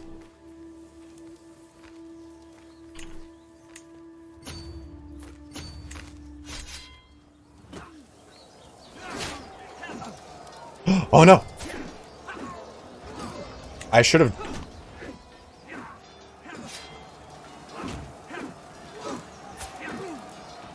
I should have had a core position before we did this fight, I'm not gonna lie. I didn't even think about that.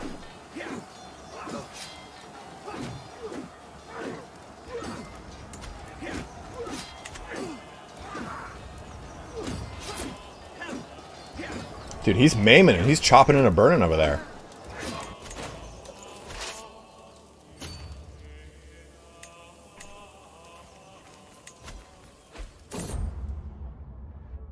What is this? A stranger is brought before me.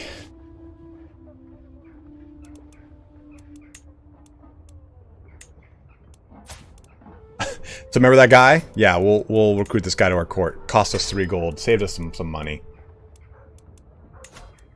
And let's recruit her and just make a... Let's put a physician in real fast. No, fuck you. This button. Why does it...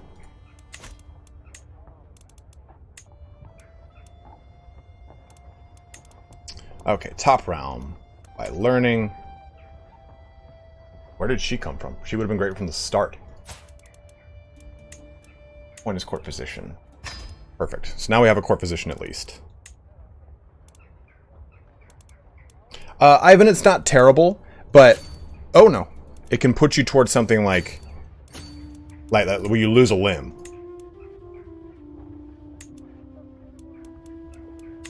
Okay, a stranger is brought before me. He has been waiting outside the castle gates for a week, my liege. My guards inform me. The man bows deeply. My name is Opanus, your highness. I have traveled far and wide and seen many things, but my family and I are weary of the road. If you allow us to stay, I will happily share my knowledge of the world with you and be your loyal servant. Alright, Paris, thanks for jumping in, man. Appreciate that, my dude. Have a good one, my guy.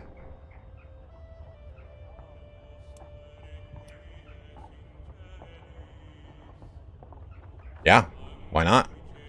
Grace Ilden, and this will be your home. You get a weak favor hook. His family becomes your courtier, and he converts. I think that's probably the best way. The more the merrier. Who's this? Oh, it's his wife and his little tiny child.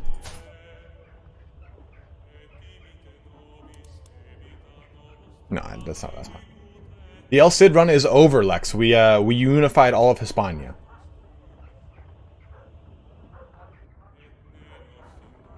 Mail on. Who do you want me to marry them to? Like, marry them to my champions, you're saying? Or I personally marry them? Okay, the more the merrier. You get a strong hook. He becomes your courtier.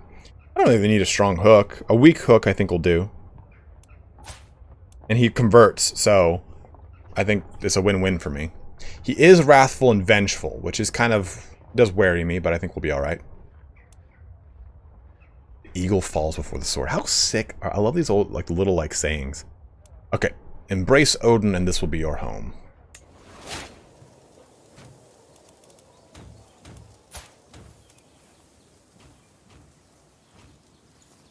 Who are we fighting? We're fighting Terra Bovial to get this little last county in our, this little county for our duchy.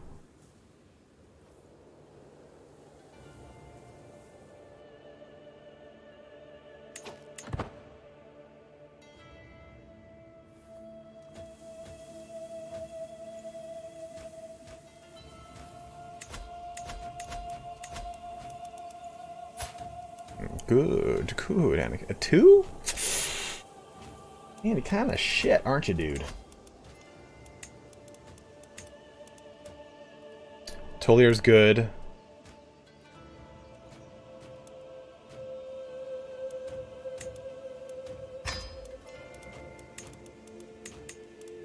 Better than that guy, to be totally honest.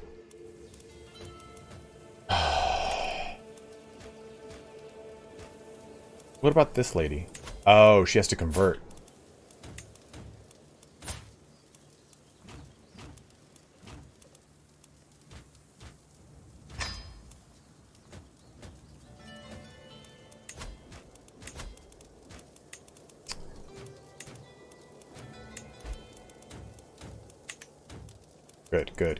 Good. Sign. Perfect. He'll make it, guy. Don't worry about it. And she endorses me.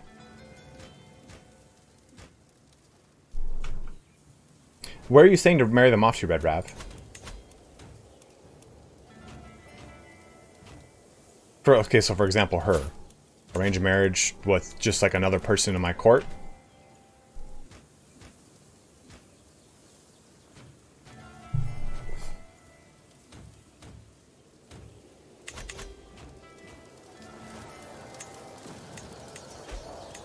Oh, he's actually going to complete that, huh?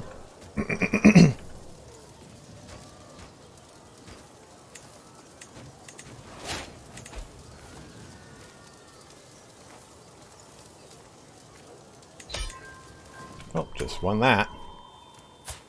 Did I just grab your little tiny son? Did I just grab your son? Dude, look at this beefy force.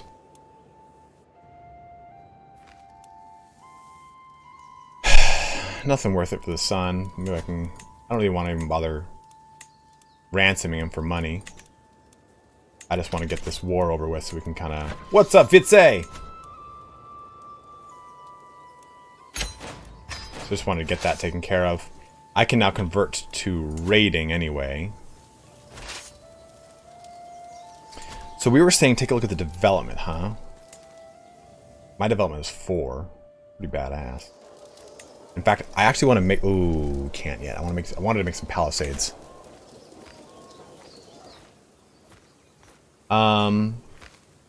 Which is also worth mentioning. If you guys haven't picked the game up, you can purchase it through the link in my description. There's still a 12% discount going right now.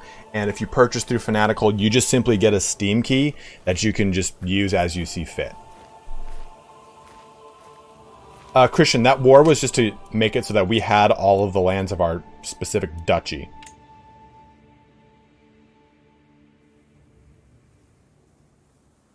Okay, Okay, so Red Rav says, marry matrilineal with your court females to males outside of your court to bring them into your court. Well, let's take a look at that. I've never done that, so let's play around with that. And I'm thinking of making a little like tips video, not to be confused with just the tip, and that could be a really good one. So let me write that down right now. Marry outside of court.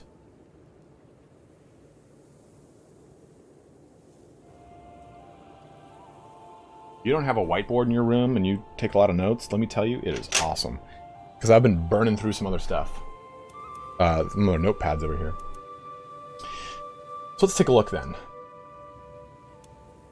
So let's right click on her and find a spouse. Whoa, why is her hands like that? Why is she doing this to me? And so what are we looking for? Are we looking for someone just of any skill? Do I look at it by like sum of all skills, or I look for congenital traits? How do you do this? You put just the tip in and the whole thing slides in right after it.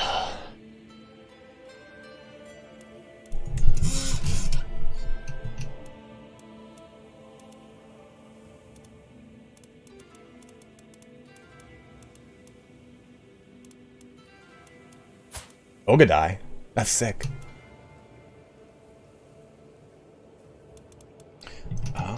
He's a dwarf. Look, he's a badass dwarf. What's with us finding these really badass dwarf knights? What's up, baseball fan Dan? Oh, look at that. I bring this dude into the court. This guy's got Herculean.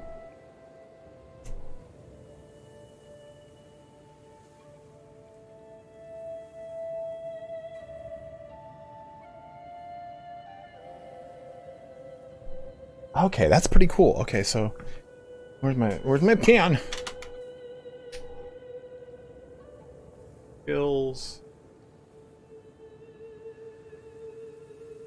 I've never done this. I know you guys have said it before, but I didn't really understand it. And I was also trying to process other things. So I think this is a good one. So we can do this proposal.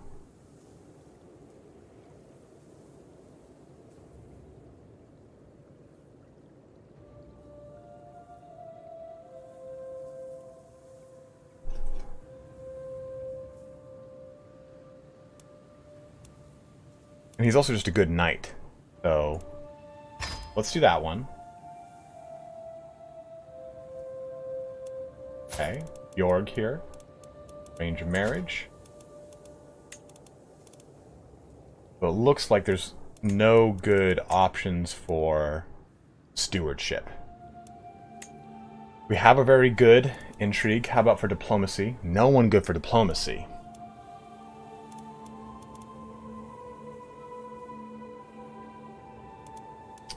So I guess we could do this one by prowess again.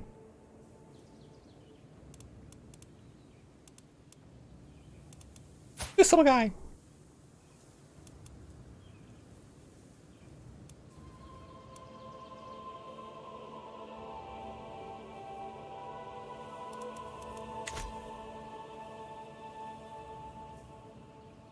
What about though, like, let's look at this guy, arrange.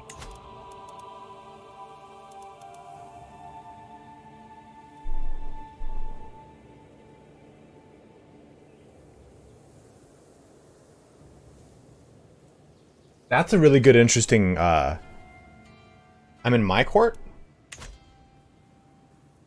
I don't think I was. Am I looking at find spouse? Oh, find spouse, that's right. Oopsies. Matrilineal. Diplomacy, yeah, still nothing with the diplomacy. Like, no one's diplomatic, it looks like.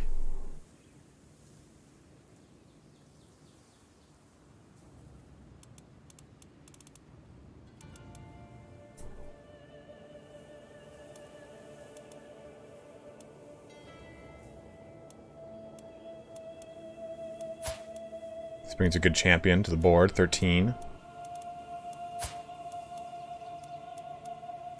Oh, scaly skin.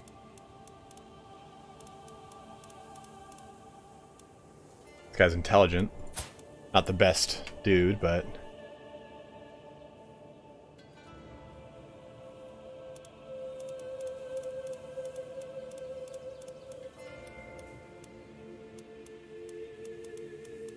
This guy might be good, though.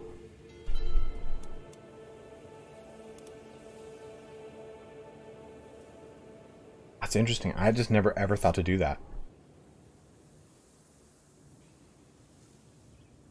So let's... I have a pretty good Spy Master. I have a decent enough court position, I suppose. Let's look here. Find a spouse. I can't do anything important with diplomacy. I mean, my Spy Master is really solid, so I think... Oh, my Spy Master is vengeful. I don't really like that, to be honest. Freaks me out.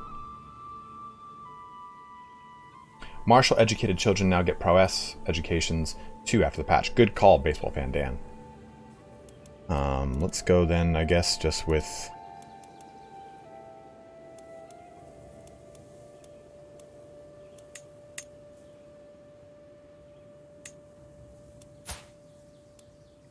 Apple Thinker. Bjorg. I was looking to see if she had any of the, Oh, good call again, Corny 8. We'll go with people with high prowess here. Maybe get Girder here. For our nice badass champion who's got a decent amount of skill. Just 'cause I'm kind of exploring this. Born into a house. So, she is located in somewhere else. Okay.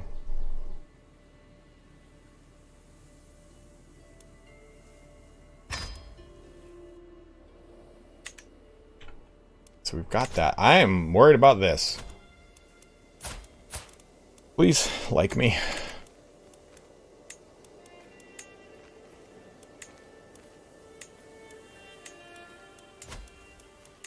I do want to make those when I can. Concubines. I'm always like kind of wary about taking concubines, to be awesome. Concubines, to be honest. Okay, need some control here.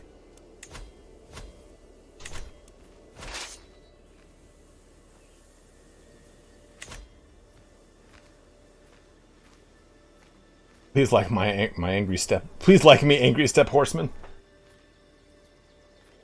Baseball fan Dan, it's to form Russia and unite the Slavs.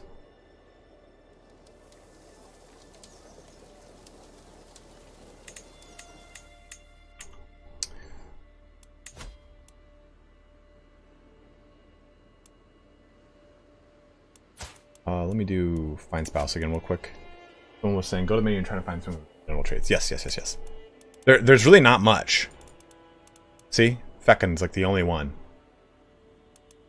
I mean, so I could do this.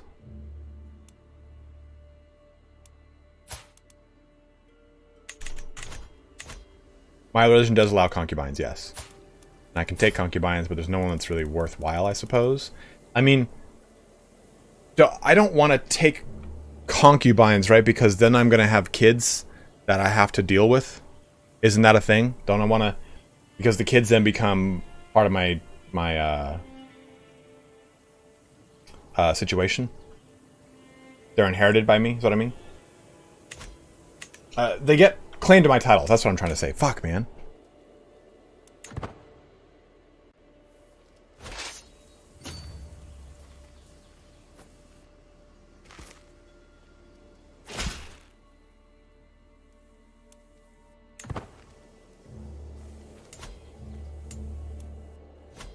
I know they give me prestige, but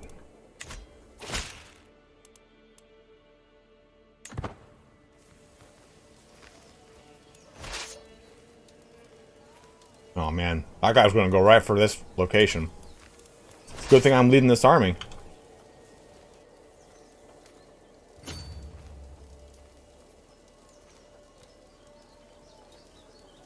Oh god, he's coming right for me.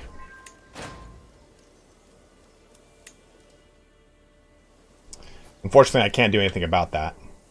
After a tense siege, Grand Prince Almos has succeeded in penetrating the fortified settlement, which sucks. I don't want to form a rivalry with him just yet, though.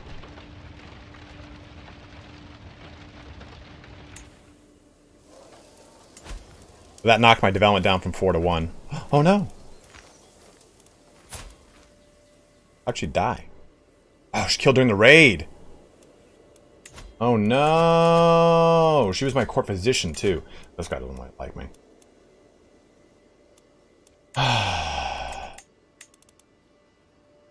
Well, looks like she's the new everything.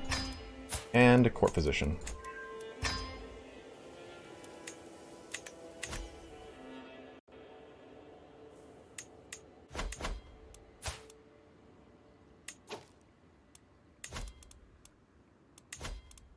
No, I didn't want to do that.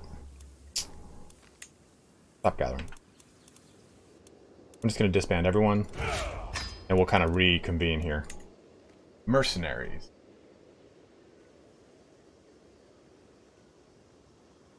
Yeah, that actually could have worked. We could have done that. I never think about mercenaries, to be honest. Rangian host, that's so sick.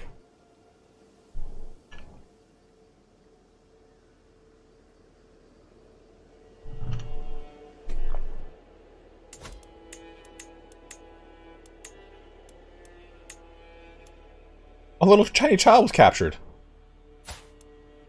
This guy's child was captured. How sad is that?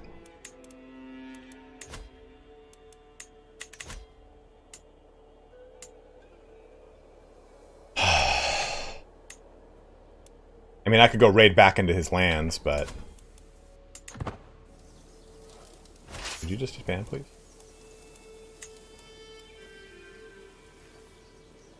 Oh, you can't because of them.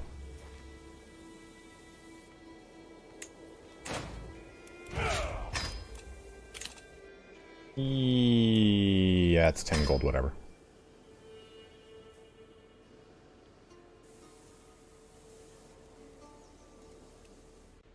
Okay, so look what happened over here.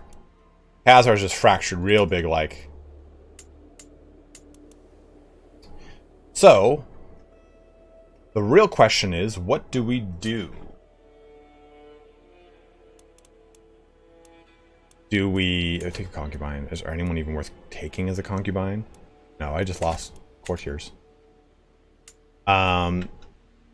Do we go up here and take Gotland? I mean, I think that was kind of an interesting idea. I've never thought of that. And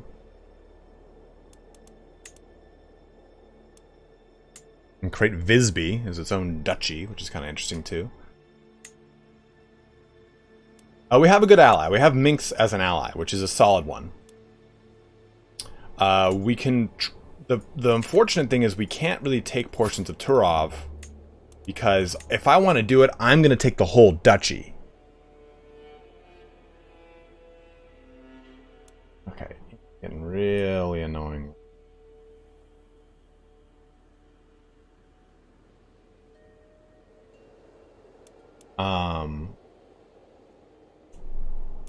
But we can't do that yet until we're illustrious. We can't even subjugate yet until we're distinguished.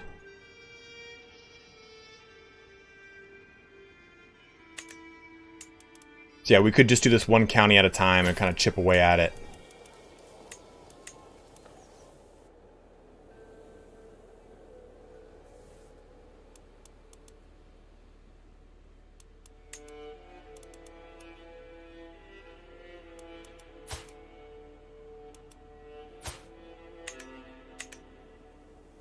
Yeah, I do want to go on a hunt for sure, because now we're not at war. That'll give us some prestige, which is important. I can push into this direction, though, if I want. I can push up here if I want, which is actually not a bad one. This is a really good one because it adjoins my land. It's connected. So I would get this location. Ah, man, it's so cool I can just ride these rivers all the way up and out into Gotland. Or all the way down to Byzantine.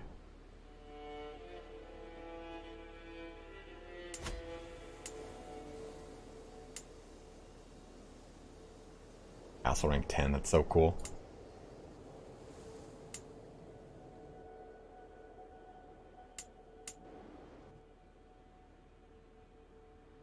My little naranja? Oh, it's because I'm wearing orange.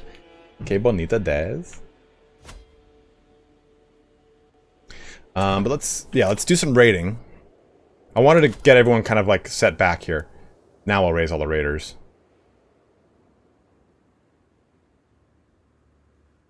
Gangrene Skittle. I'm sorry, man. Yeah, we do want to get a kingdom title quickly. That'll make succession not an issue. Let's raise all of our raiders. Now, where do we want to raid, guys? Where do we want to go? I will be the commander here today, bro. Because if we go raid somewhere with, oh, I can't because I'm fucking... Well, I'll be able to raid once... I'll be able to swap out once I get done with this. Do I want to raid up here in Turov? I can go do the... I can do this. Oh, I can do the... Brittany? Dude, that's so far away. I'm kind of down, though. I think it's kind of cool to go and raid over here to London.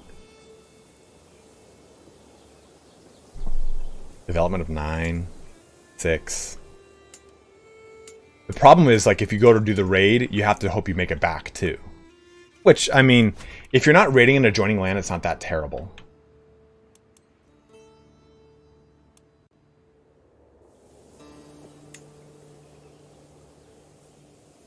Lindsay!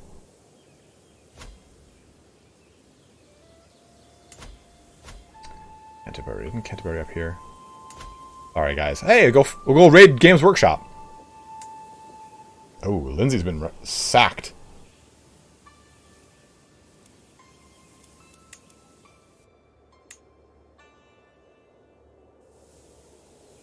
Oh, Canterbury's down here.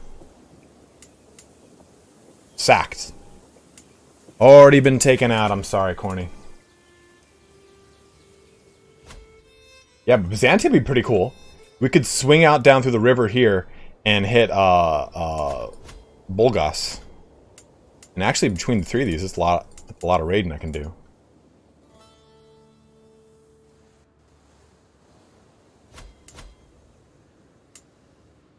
$17, $20. Yeah, we can have a lot of fun over here.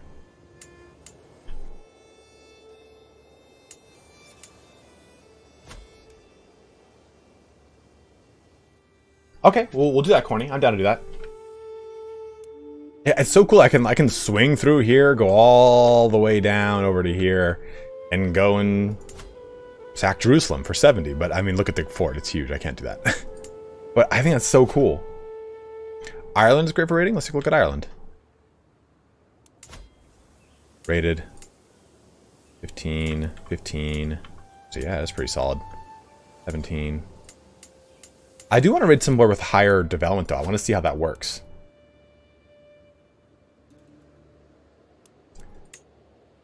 So it looks like they're actually fighting right now. Conquest of Sicily. London's only 15 right now. Or 20, it's 20. So we could go for London.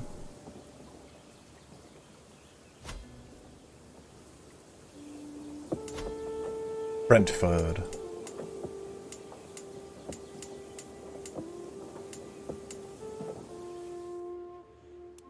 Mountain. If we raid a location with higher development, we get that. We get development. We can choose to get development if I'm having the faction leader do it. Let's give it a shot. Let's give it a shot. Let's go right down here real quick. Because it's just right. It's really quick. No, you're good, Mark.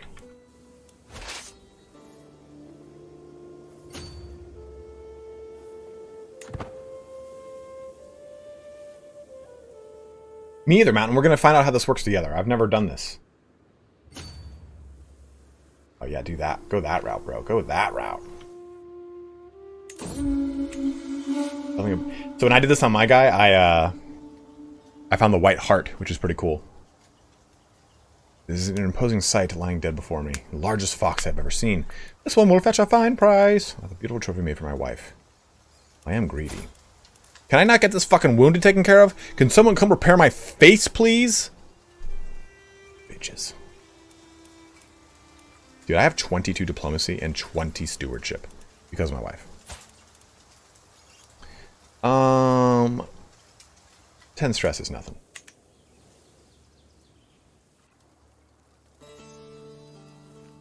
Thank you, Valorous Bob. Oh, look at you. Look at this guy. Look what he's doing. I'm kind of worried about this.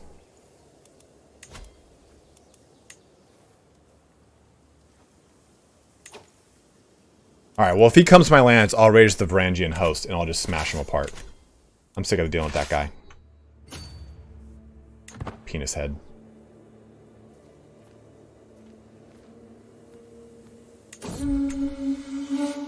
We return home.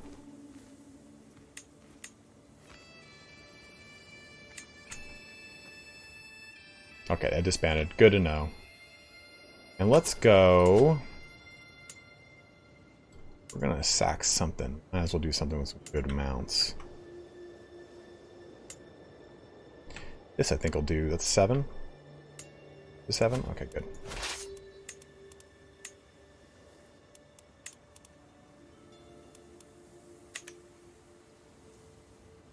I think this guy's a good target.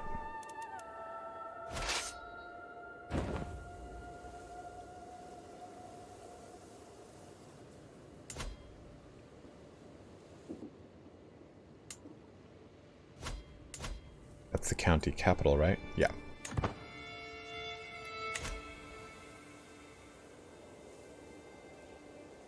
Rainbow Wizards? Oh, I remember that.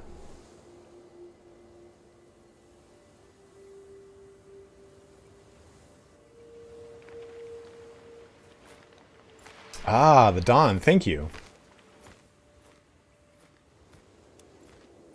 Can I get this wound taken care of for the love of God? I like you too, Mapping Imperial. If that's a past tense mapping, or that sucks. My son is a... Ah, he's not genius. Ugh.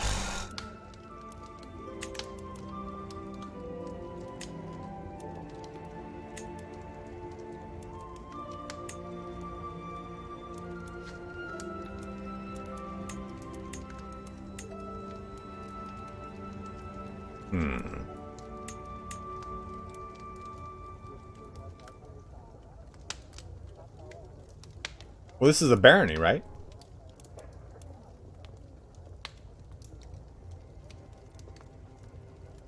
Ooh, Ragnar? Oof.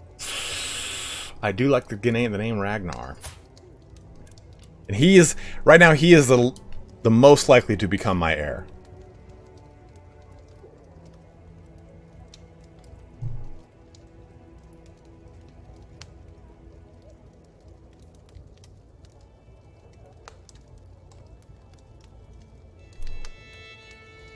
No, intelligent, not genius, unfortunately. Close, though. Ragnar.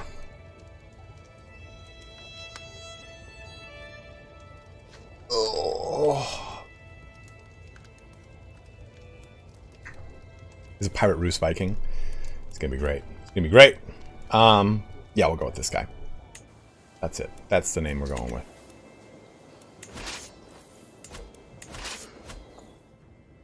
Uh-oh. Uh-oh. Uh-oh. Yeah, let's,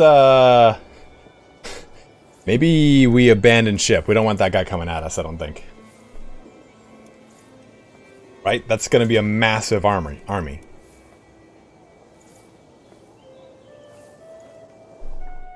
I could do that and then head over here.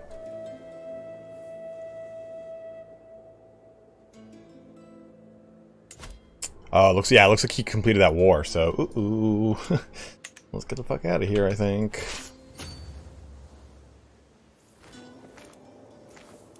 This will take how long to do? 36 days. And I don't even know how long it's going to take him to... Gathering 18 days. Yeah, getting out of there.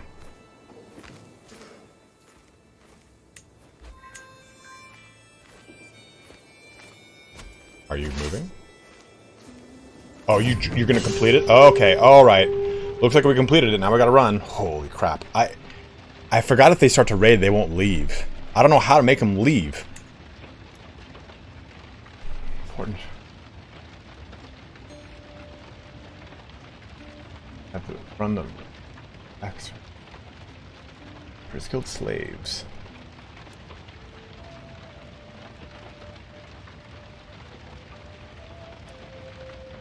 Bring me bounty of thunder. Yeah, let's try this out.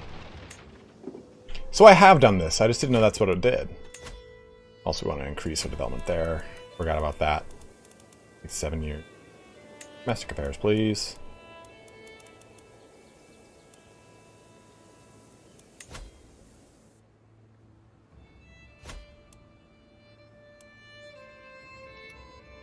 Oh, captured your wife, did I? Well, it doesn't really look worth the while to keep around, so it looks like she's going to be a little ransom.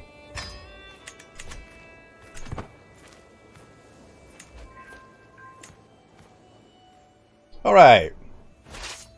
We made it. Let's pop back in our realm real quick.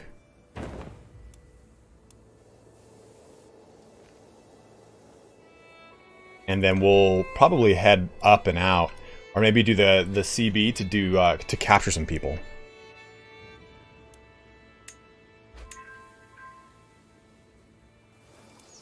Man, we shot up there quick. Damn.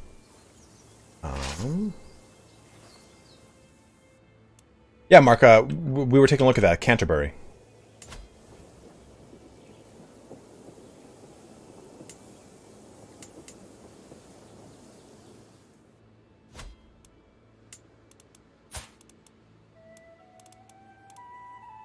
Please don't come attack me.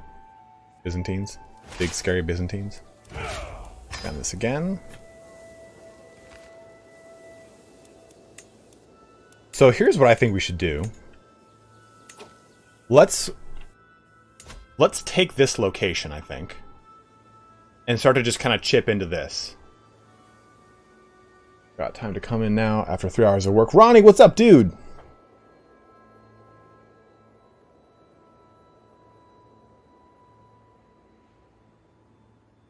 That'd be actually kind of cool, Christian.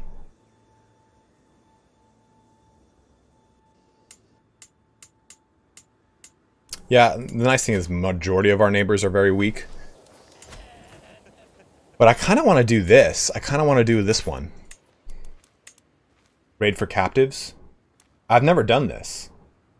We don't have enough piety to do so. I mean, I could easily go on a pilgrimage, though. +1 subscriber. Welcome aboard, Mapping.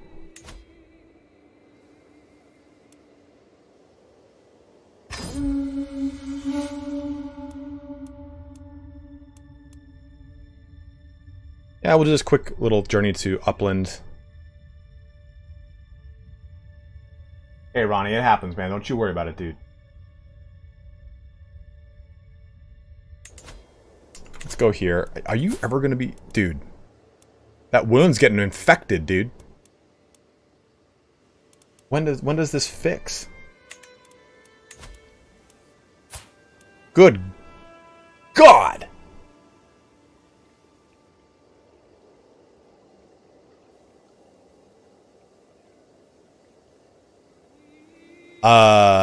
Can she spread that? Do I kill her, is my question.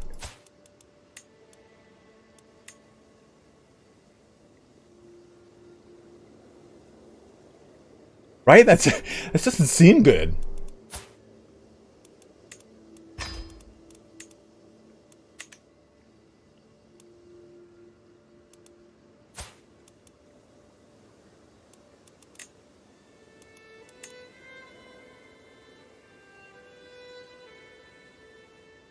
What do you mean, isolate her?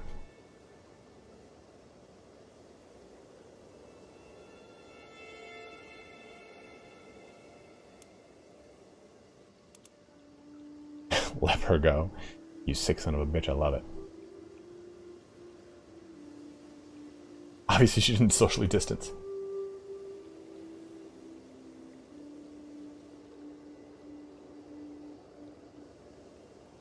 So she can spread that. So I don't want her to be my core position, do I?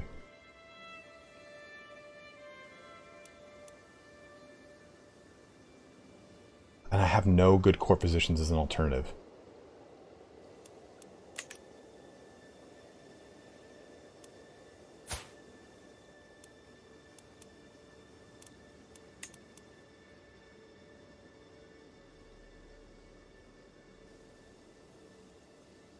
Why am I waiting 2 months, Ronnie?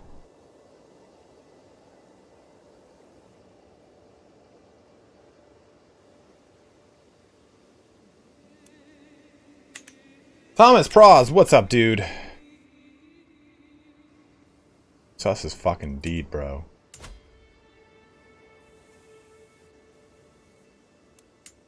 So let's do this though.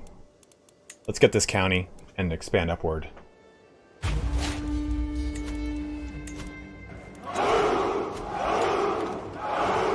Hey, we got a new member of the channel. Gareth, welcome aboard, dude.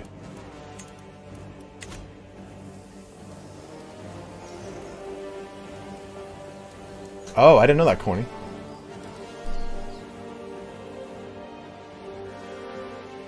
By the way, guys, thank you all very much for becoming members or donating. Like, I really appreciate it. So any of you who have donated, we're in some pretty wild times right now. So thank you very much if you have. And for those of you that are members, thank you very much. Pretty much all the memberships and the Patreons, or patrons on the Patreon, help me because it's consistent, persistent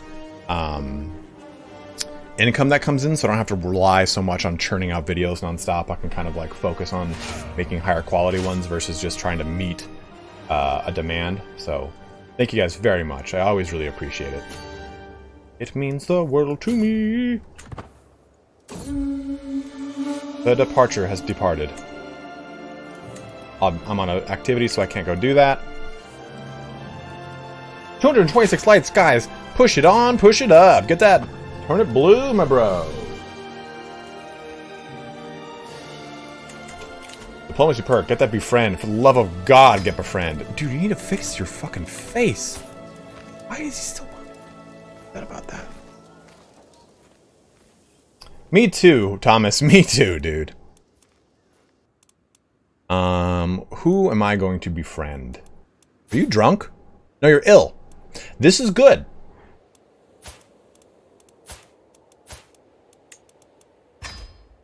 Well, if she dies, I think befriending this guy might be a good call. You terrified of me? Yeah. Bitch.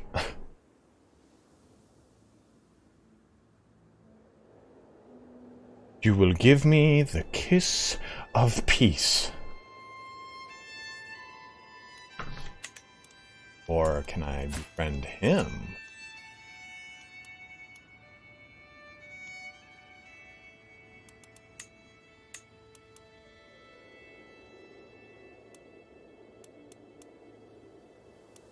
I think keeping this dude as a strong, like...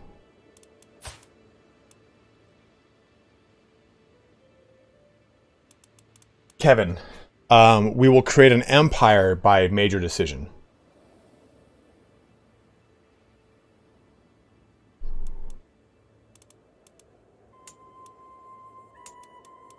Yeah, he's pretty old. I could befriend the son. 57% chance to happen. Yeah, Novgorod is going to happen. I'm surprised they haven't gotten in a fight already. Oh, they're allies. That's why. Well, that's kind of unfortunate because they make very good natural enemies, and it helps to break apart this location. Why am I bald, Ugly Tuco? Because I got Guillain-Barré syndrome and I lost 100 pounds. That's why.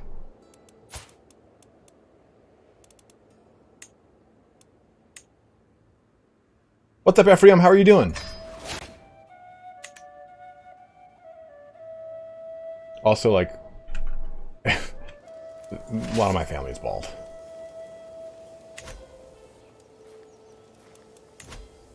Yeah, I wanted to get...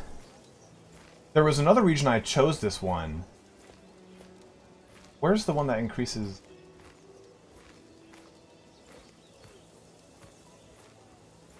This was, I think, it. And this. These two I wanted.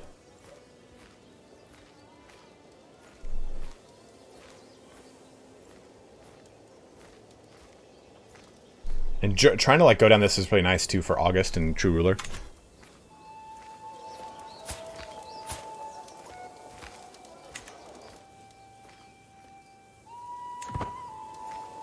Well, Bruce Willis. So we're going right for the capital here to try and get some captives.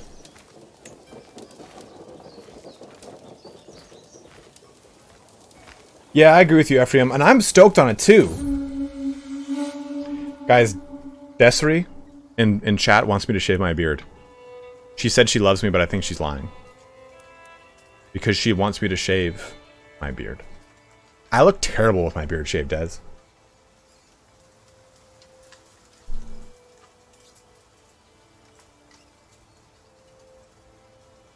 For every week that passes, my fellowship grows ever smaller. Some have gone as far as they can before the need to return home overtake them. Others have met with less fortunate ends. Most worrying is the fact that my group of personal guards is thinning out at an alarming rate. The fact alone shows what a treacherous journey this can be. Divine protection. The character has safely traveled with almost no protection through the lands. No, I have a chin. I just don't like the look without it.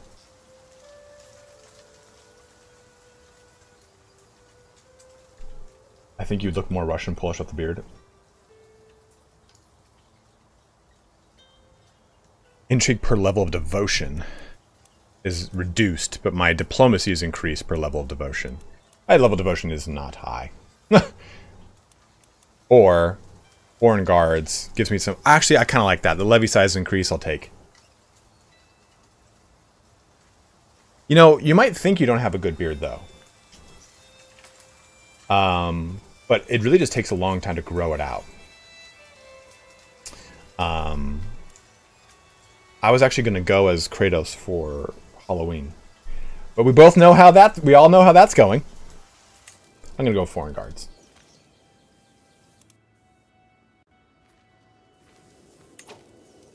I would love to do, like, a collab with Babish.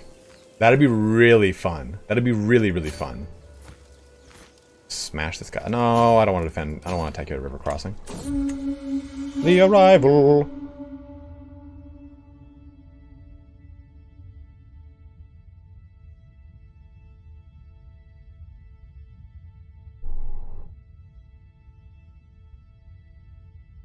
I don't have the full-on, like, 9-pack that Kratos has. I just have, like, a very, like, big abdominal cage. So it just looks like a big, like, gnarly, like, top 4 are very visible. Bottom ones? Nah, dude. They ain't there. That's what happens when you weigh 300 pounds. You get a lot of loose skin down there. The character's been on a pilgrimage while following the ancestors' worship. Tenet. A close family opinion plus 10. I'll take it. You have gained the trait pilgrim.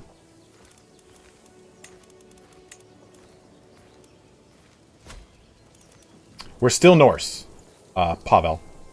We're waiting because it allows us to use longboats to take the river paths up and out of our land. So we're going to go take Gotland. I think that's what we're going to do. I think that's going to be fun. I think that'd be pretty cool. My guy is just so fucking wounded, and it's pissing me off more and more every time I see his character face.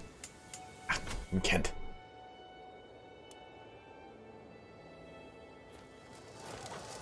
Yeah, so this is something I knew would happen. Since the duchy title here is part of his land, I knew he would expand out and into this. What does the trait Pilgrim do? I'll show you.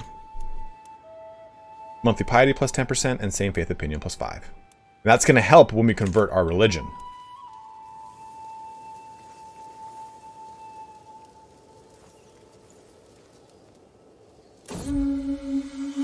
The return, we have made it. Alright, Ephraim, thanks for jumping in, man. Always good to see you, dude.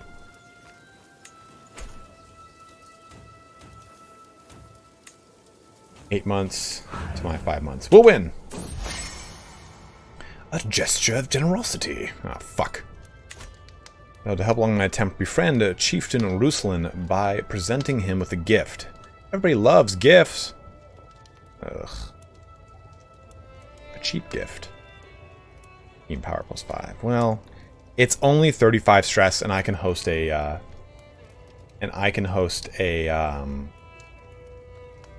Mateos. No, I know how to cook pretty well. So, whatever he wants to cook within reason.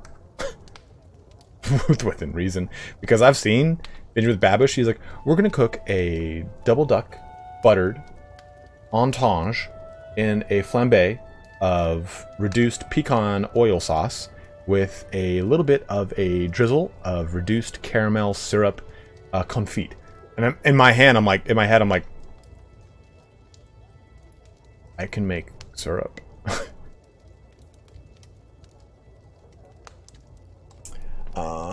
35 stress shouldn't be too bad versus a cheap gift. You know what? It's not like he cares. Scheme power +10. +5. Yeah. We'll go scheme power +5. Fuck it.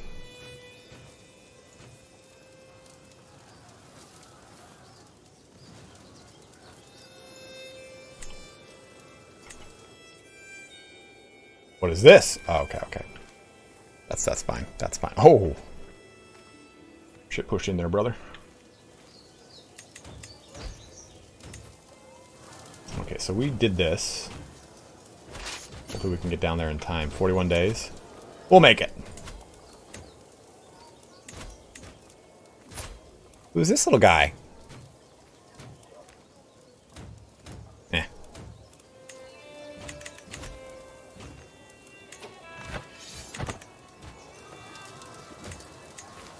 Oh ho ho ho! You've been defending a river crossing. You'd have been fine there.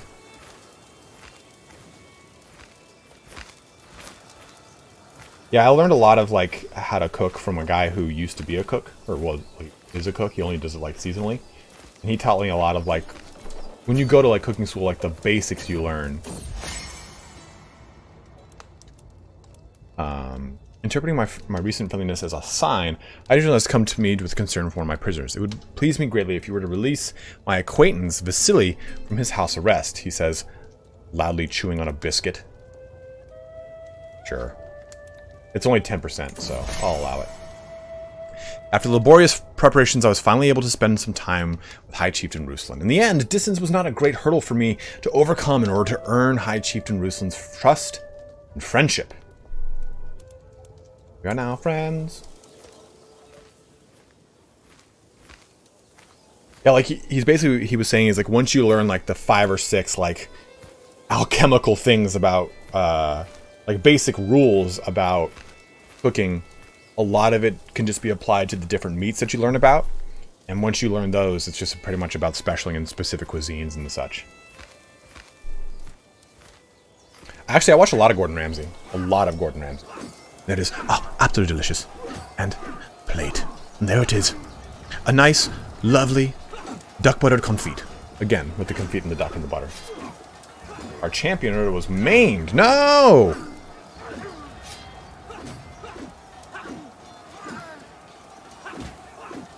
Oh, they're defending against a river crossing. I didn't realize. Yeah, that mod that shows these rivers better is such a fucking boon, dude.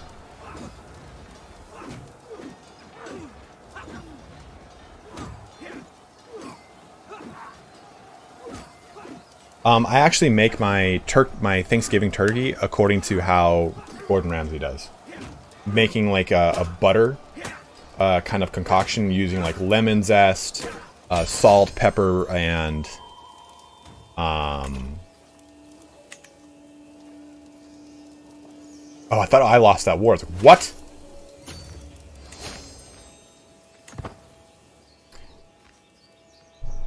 Oh, looks we have you.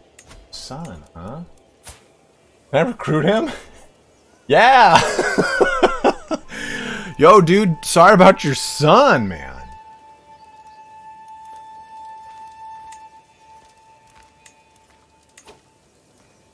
Yeah, it's not even worth it because he's got no money. So I'm just gonna do this and get the demands going. We're gonna be above our holdings. Look at that, we're pushing up northward.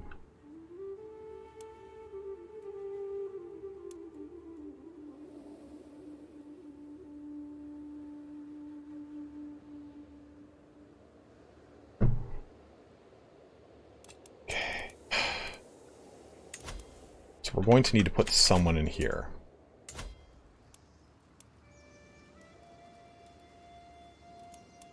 Do I have any particularly good council members are worth slapping in?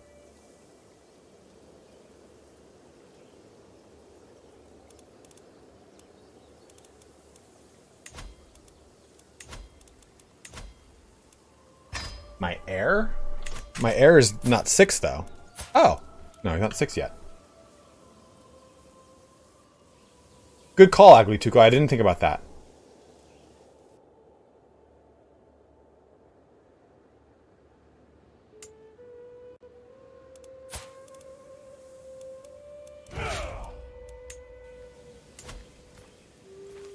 Is there anything even worth raiding around here? Pretty much beat up.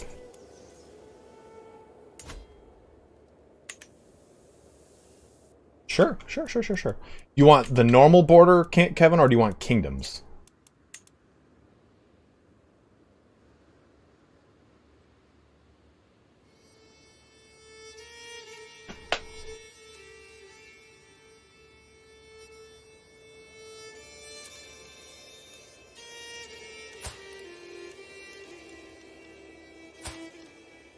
Well, we want to wait until he's 6 to land him, I thought. Horny, because then I can choose his path.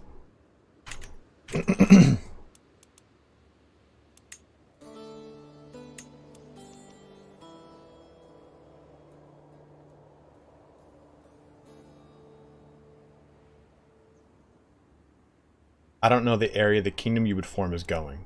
So, yeah, we want to... So I want to get the kingdom of Ruthenia, hopefully quick. I won't, Ronnie. I definitely won't. And if you take a look at this, it's really not outside of it. If I grab these, that's pretty much it.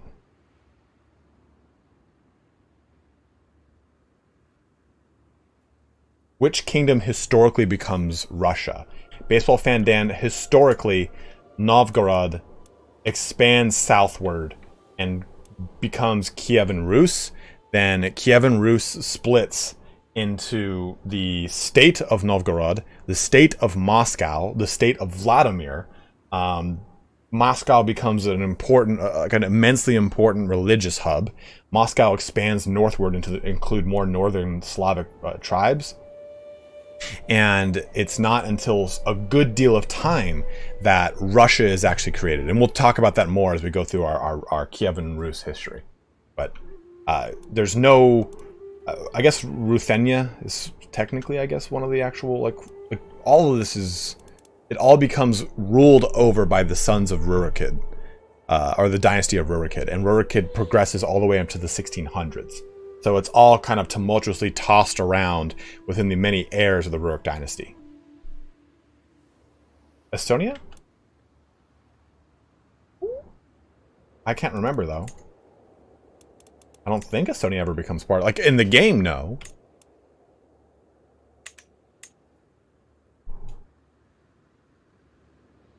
Look at this dog. Look at this big old meatball.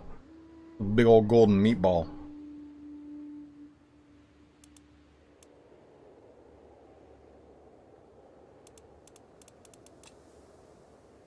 Sit.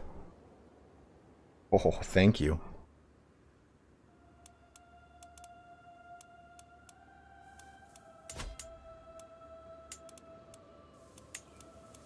Grant it to someone, grant it to someone. We can grant it to someone. But, Corny, there's a chance that I'm going to disinherit this kid. Does it matter?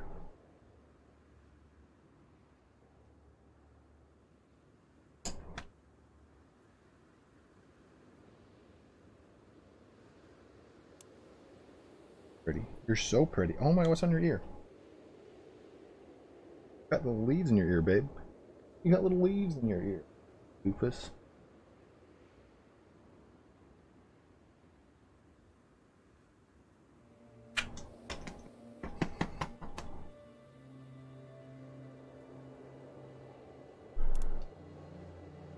But I could also give it to someone who is Russian.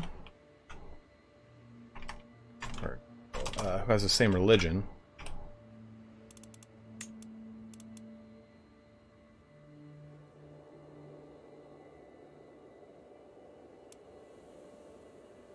This guy's pretty good right here. Look at that guy. Intent and humble? Ooh!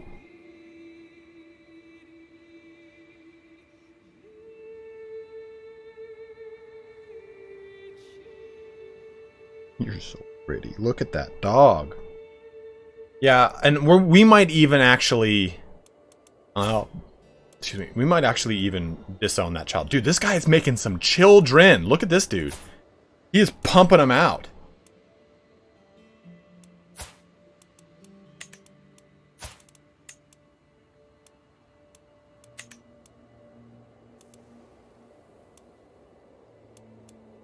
Got a Herculean fucking machine here.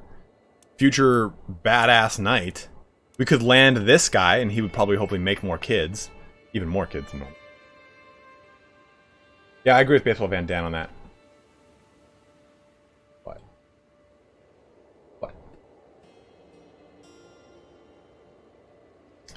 Okay, so let's go ahead. Grant this to... So we either give it to Slovianska Pravda character, and I think this guy's pretty good. Or actually, is that the guy we were just looking at? No, it's not.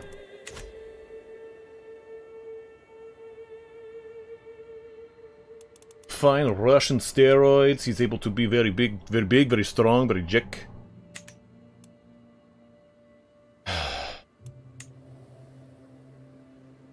Or we give it to another Astaru Norse character.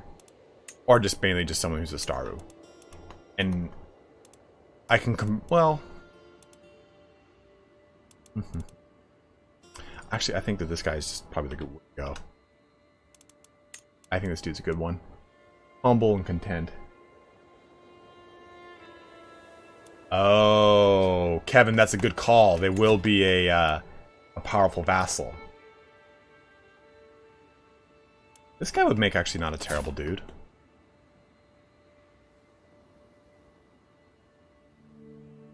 He has a different culture and religion, though. Okay, Evan. So am I. I forgot about that. Since I'm in my position, they would be... Can I replace you at this point? Yes. Thank God I can. I replace you at this point. Still no, huh? We need better stewards, Bailey. We need better stewards. This guy might be a good one to make, Yeah,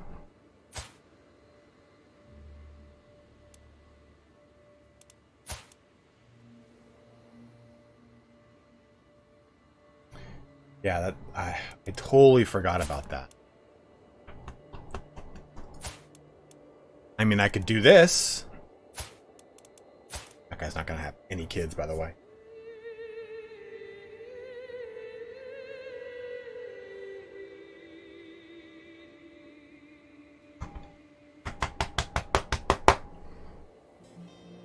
You are all over the place where I stand. I can't stand anywhere because of you.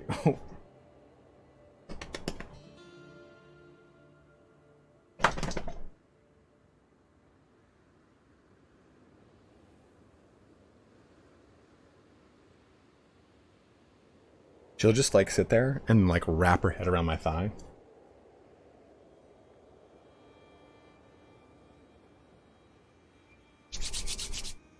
You are a dirty puppy, babe. You are greasy today.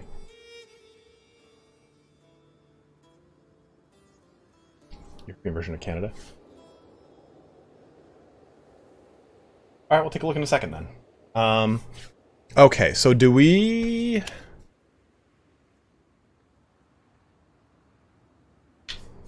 I think it's a really good point that you guys brought up that, like Kevin Beeler said, if we... Or who was it? Was it Kevin? If we establish someone, if we appoint someone as a vassal, they'll want a position. So I think we're gonna give it to this guy. He seems to be a good one. I've got a hook on him too, so I think this is a good start.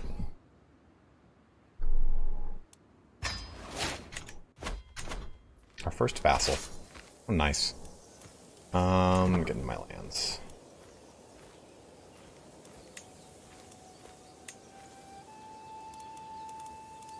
So I don't have any good concubines here. We're gonna just spam one more time here.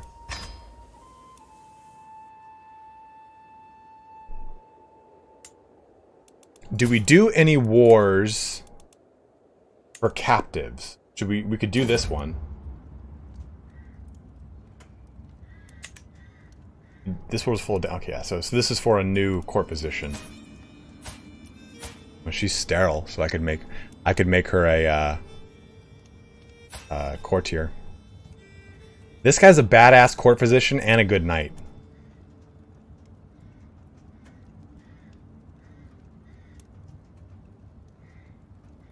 Sean, he's already of my religion. He's got a lower learning, but dude, he's a berserker too. Ooh. It might just be better because does it mean anything if she is a leper?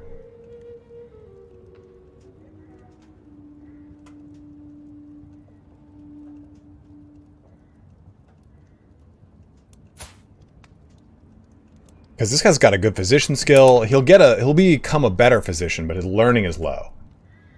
He's only got 11 learning.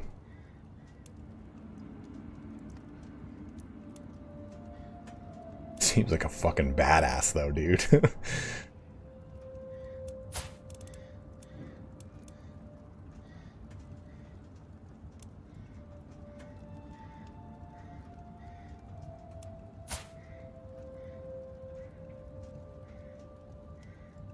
All right, we'll go with Dyre.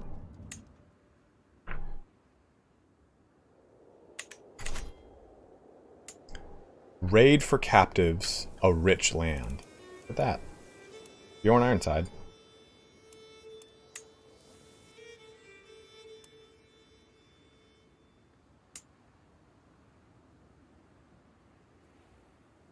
Okay, so 113, 56, 65, 78, 59, 6, 142.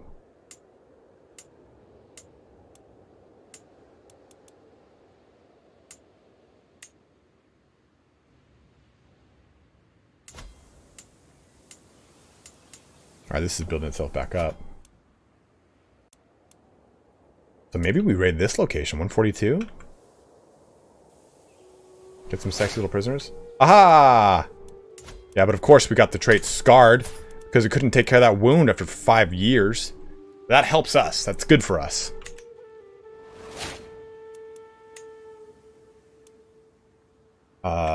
Which one were you saying? Slavia? Slavi? Pausing this real quick so we can decide. I think we could do a little war to raid that place. Maybe not them. Oh, Paraslavia, here we go.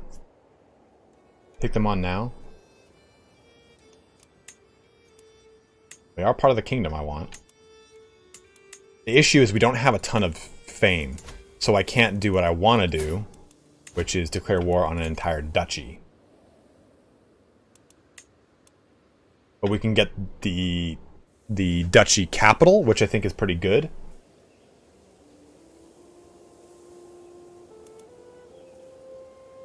So let's do that. We'll do that, then we'll raid for some stuff over here.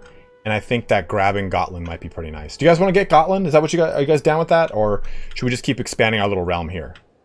Gotland might be a really good staging point for us to just smash into England. Otherwise, we have to go from here all the way up and out to England.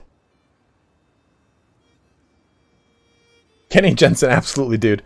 So if you want to raid, you go to the military tab, you press raise all as raiders, and they'll have a different icon that has little torches on it. And that's what you do.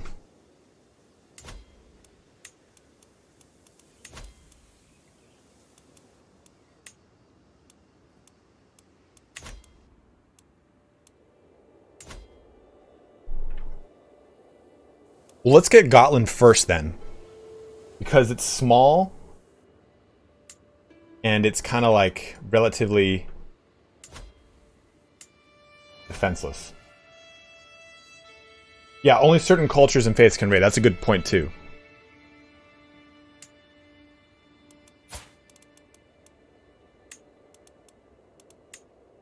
Got no... Yeah, for sure.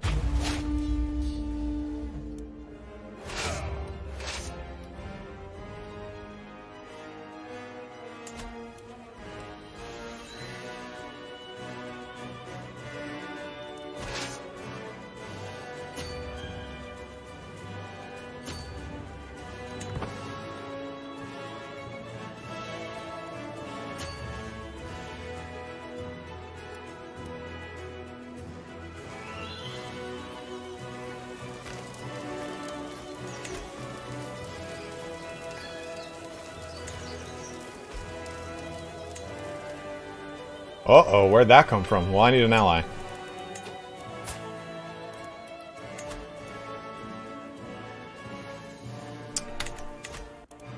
That's new. They just got that all of a sudden. Uh-oh.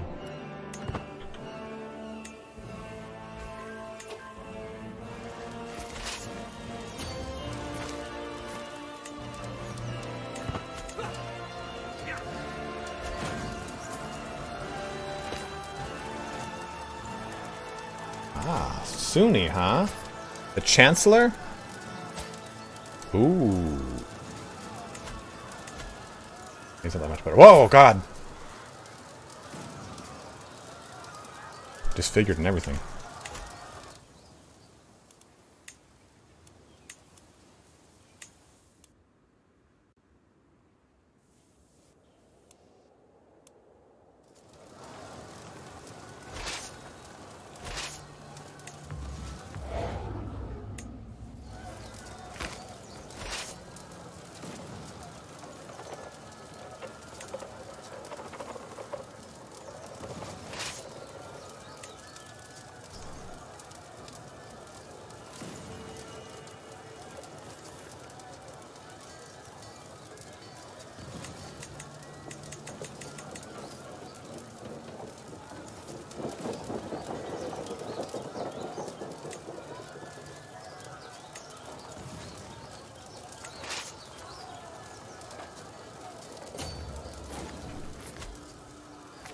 I just want to smash this army apart before it gets reinforcements. Keep it small.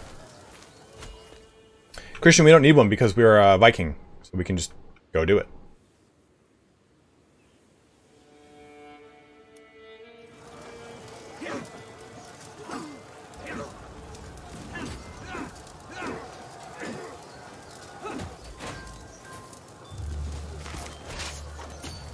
Another one, huh?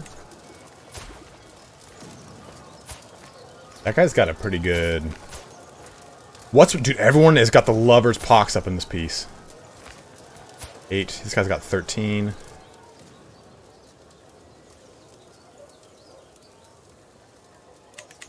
But I can actually convert these guys, which is good. Bring them into my nation.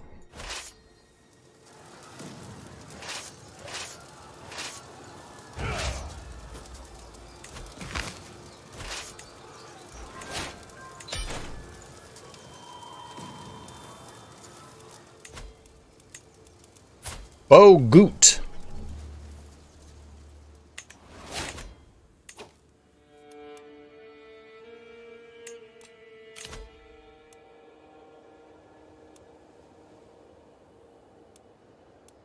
That's only 5%. But this is going to be substantially more. So good. Ronnie, come on, man. You don't need to yell at me in all caps, my bro. Don't worry about it, man. We'll make it. We can surrender if need be.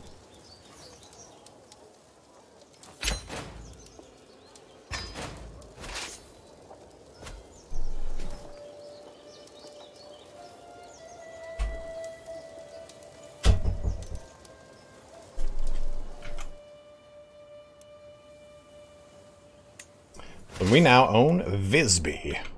So we can convert To a raiding party. God, there's still nothing here.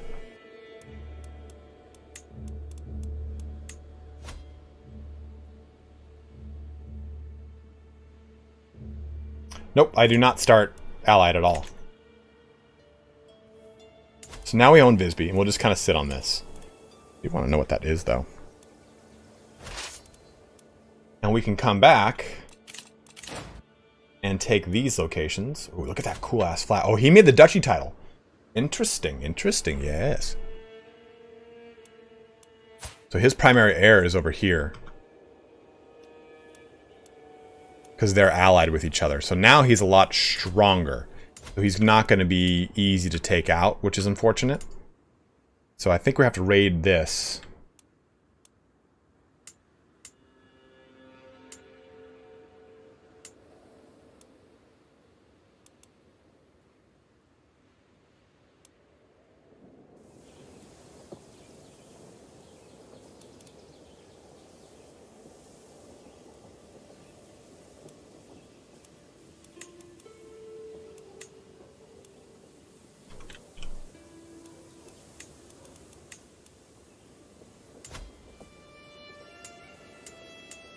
Nothing spectacular here.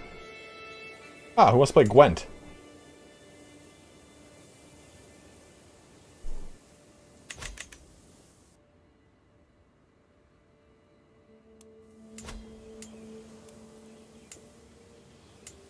$20. 17, 17, 9, 9, 9, 4. Yeah, so, let's disband. I mean, I can keep my army and go raiding, but I don't think there's anything I really want to raid around here. 15.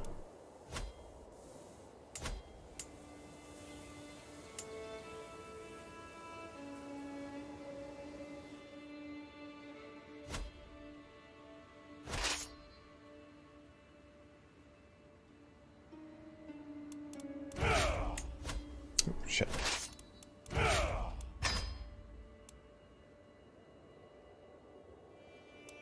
So I think I want to raid this location for... See, because this is a whole different kingdom title, and that's why I don't want to, like, worry about jumping into it as fast right now. I'd rather just kind of move east and north to try to complete Ruthenia. But this is still a pretty wealthy nation, and he doesn't have any allies. What we could do is simply jump in there, do this declaration, raid for captives, and see what we can gobble up from it. And possibly try and get some more people for our court. I think, though, there's some worthwhile people here. I think this guy can be converted.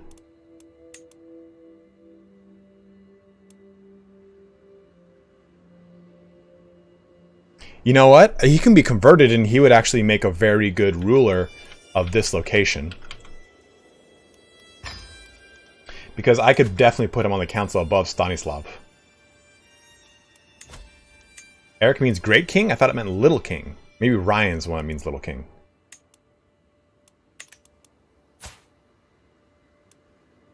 This guy would be a really good... Ooh, he's deceitful, brave, and greedy. But he'd make a good... what's it called? We'll recruit you. And there's nothing too great about you. You're zealous, you're ambitious.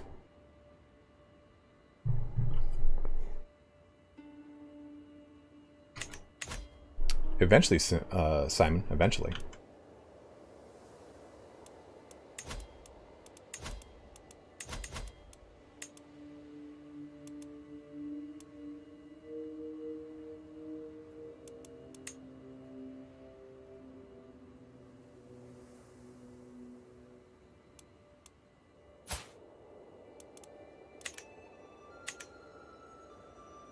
Eric the Heathen?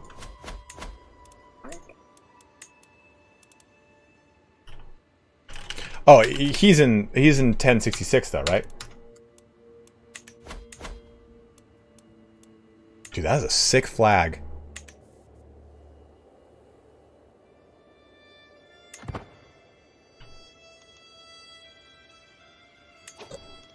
Oh, good call.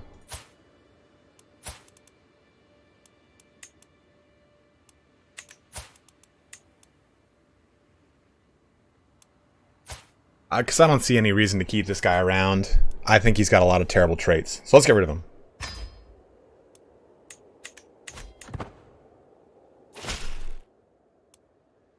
Farewell.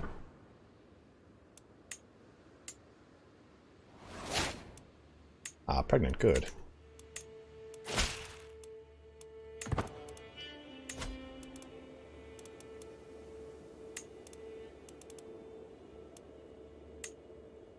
Ah, that's nice.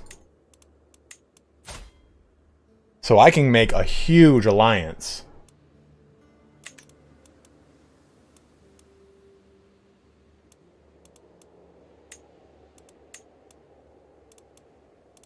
Why can I do that?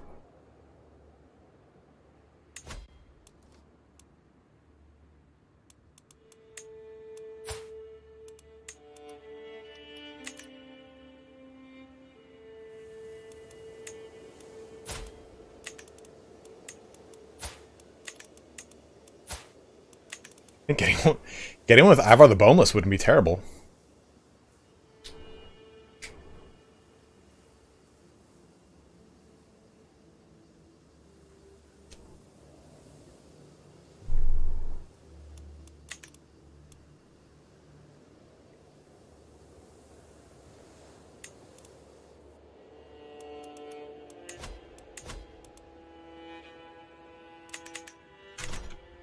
All right. Give me 1 sec, guys. I'm going to go grab some more water real quick. I'll be right back.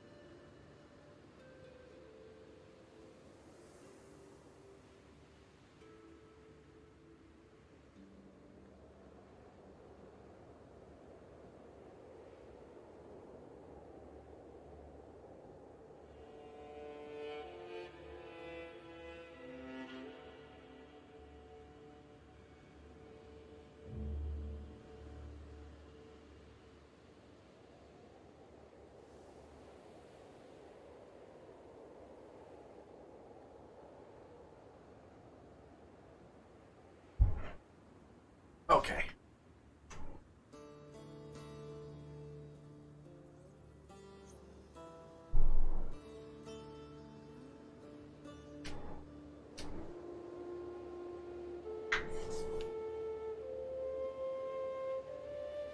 Oh, you're fine just to ride.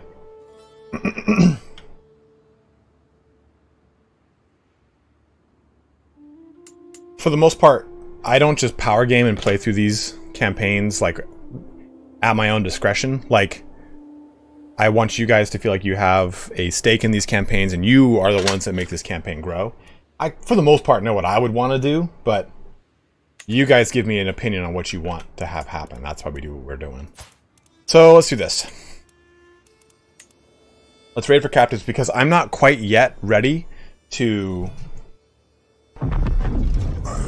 Eddie Sellers dropping a $25 bombaroo. Largest donation of the stream. What did he say? I'm only in this to see what color hook grip tank top you're wearing today. Oops. I got this one. I got a red one over here. I got a blue one over here. I gotta buy more. Gotta buy more. But we're also coming up to the end of That's why you can be allies with the counties of England. You're the son of Halfdan Whiteshirt. Remember, that's why you could be the hack. Oh, okay, I see what you're saying. I got you.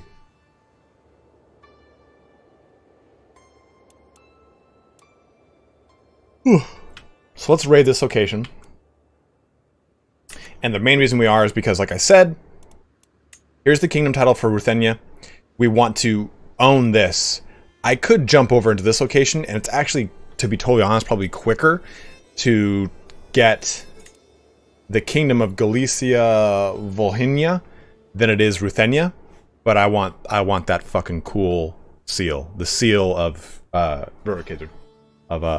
RUS. Shirtless, just my tits out.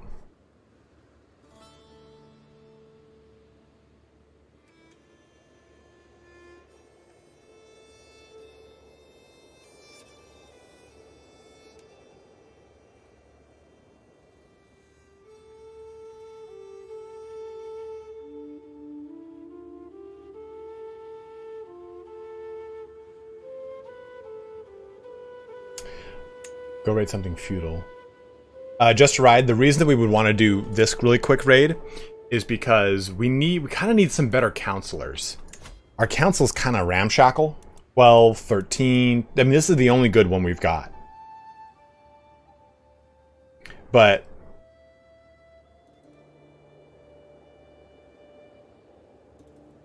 no one donated $100 for me to keep my clothes on, Des. You donated $10 to me, and you were like, "Let me see your feet." And I sent you an explicit picture of my feet, to which you did not respond to. Oh, that's right. We can actually do some of that. Let's take a look. No, he's like a good commander, but I got a pretty good one.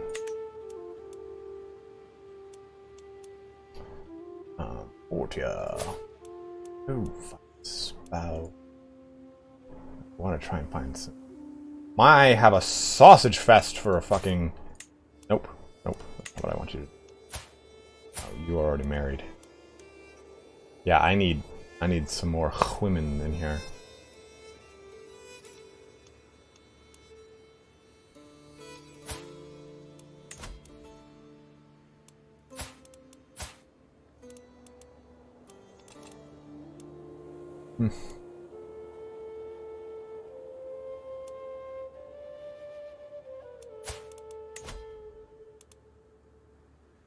Make some super babies.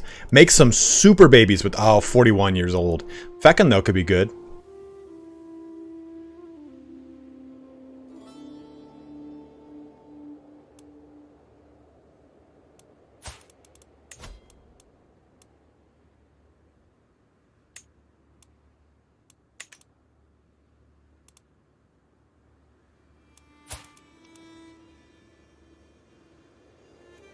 Where's that guy? Here he is.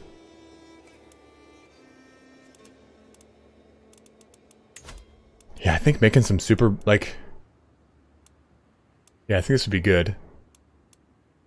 Because she's fecund, and that'll just make some really nice marriage situations going on there.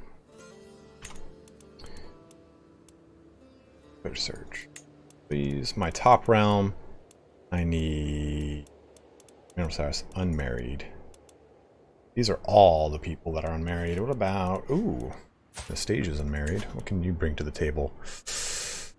No one really great. Nope. Nope.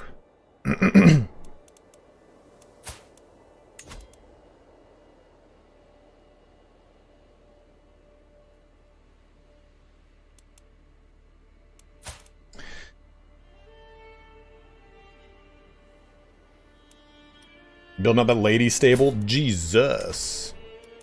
There's like no one for him. So let's just do some raiding and some pillaging here. Alright, so let's do... I've never done this and I want to give it a shot and see how it goes. Did I?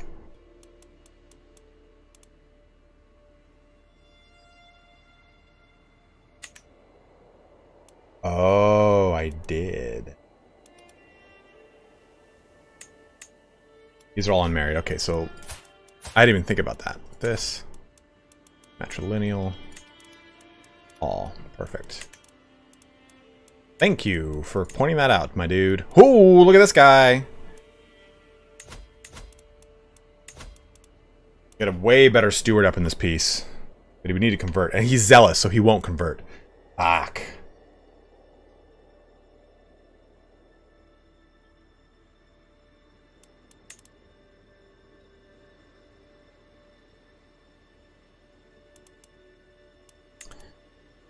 Damn, he's a really solid candidate. I mean, I just don't need to land him, but it doesn't really matter, I suppose. This guy would have 14, just only one steward better, so it's not really worth it. About diplomacy, 3 better, which is better than this dude. Yeah, Anglo-Saxon would be a little bit of an issue. That's 1 more better. No problem, Crochet Cooking. How you doing, by the way? Yeah, not a lot of good things here. I didn't curse at you, bro. Yeah. I also needed to give this away. Visby, grant to... No, not Pralda this time. I'm going to Staru.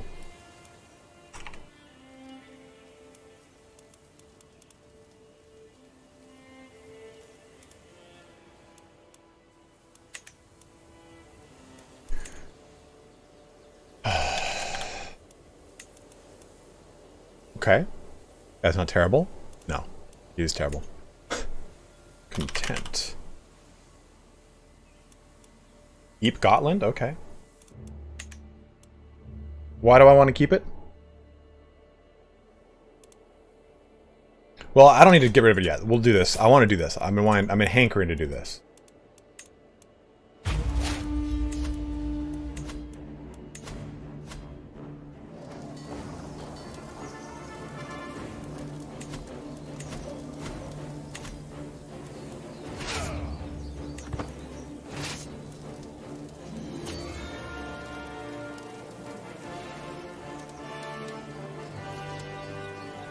Well, I was going to keep it. I'm just going to have a vassal control it.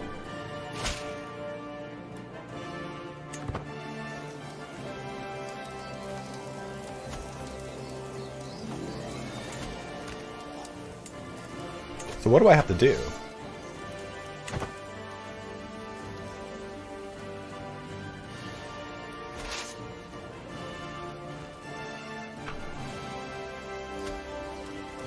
I do need the duchy title to quit the duchy building, yes.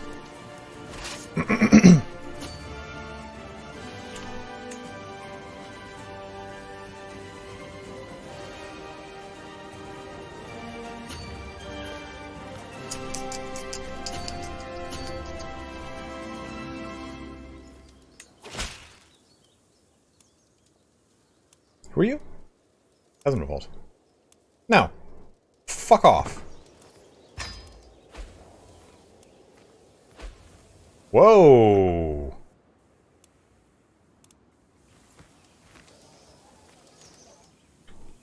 So I got a little issue to deal with. Alright.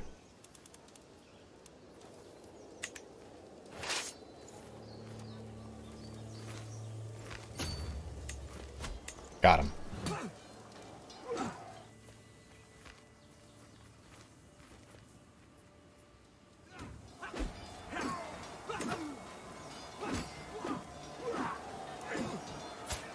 Your brother Earl Siegfried has his head ripped off by this dude.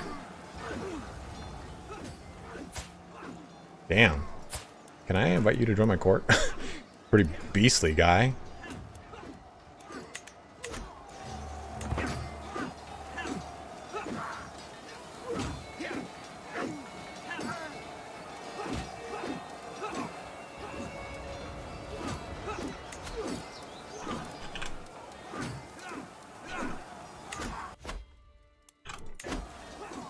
When that happens. Oh.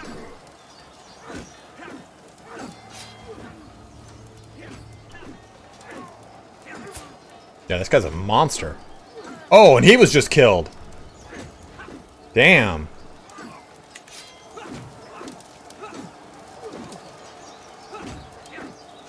Oh, he's pretty cool. Battle of Stepan.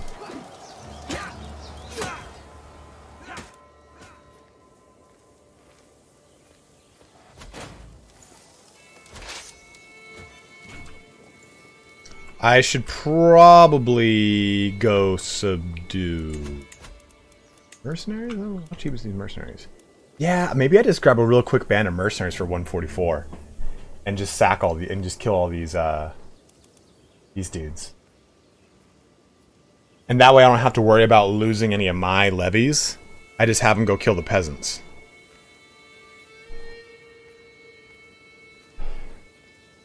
Because everyone's played as Rurik, we're just having some fun, man.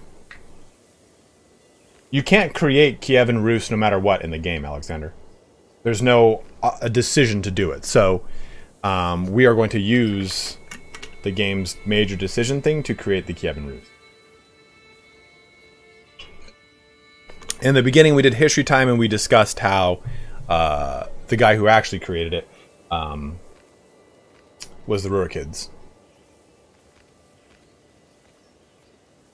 And depending on what history you want to look at, this could be part of the Rurikid dynasty. That's what we're doing. We're going to create Ruthenia.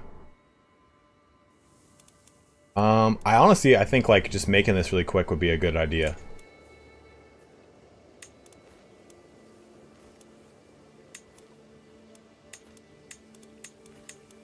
Make a real quick army.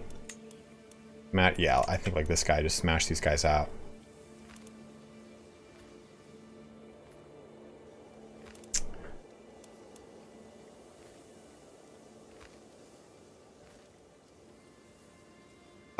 No, that's probably not how it would be named. Consolidate your duchy?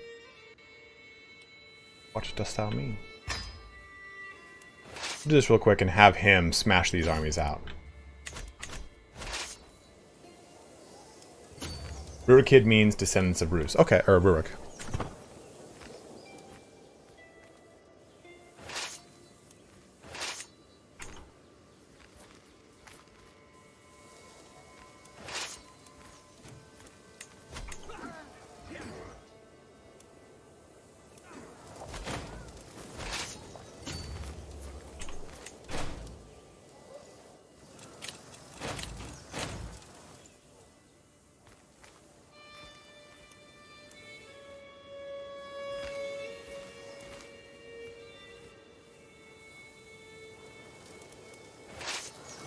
Oh, did we just beat them again?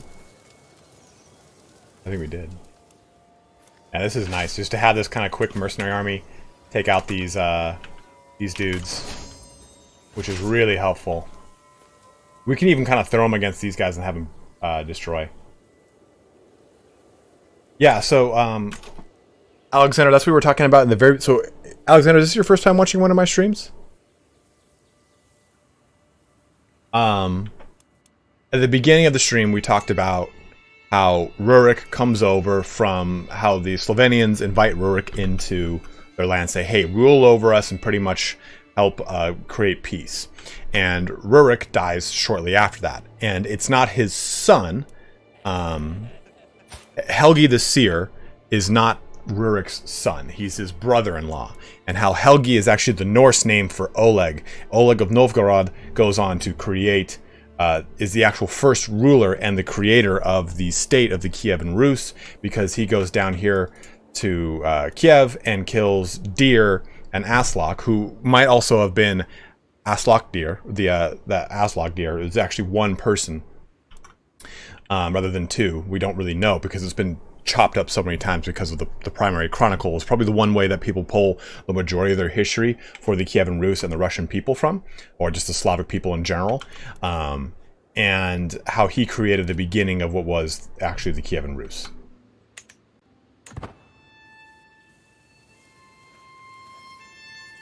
And if you've watched, for those of you who are like, you know, more maybe US based, if you've watched, oh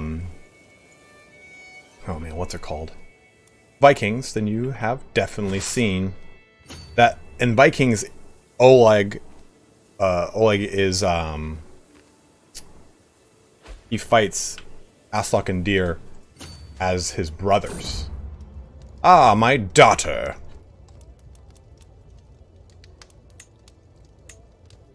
Olmfrid, an ancestor after Sif.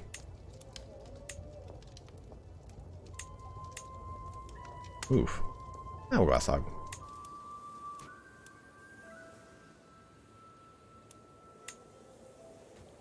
What is that?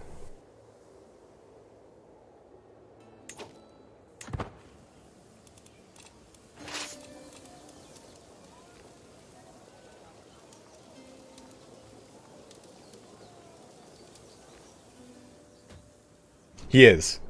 Helgi has Ivar or Ivan. Ivar or Ivan, I can't remember. And then you get Yaroslav the Wise. And then that all comes down to Vladimir. Vladimir, who turns KIEVAN Rus into Orthodox Christianity.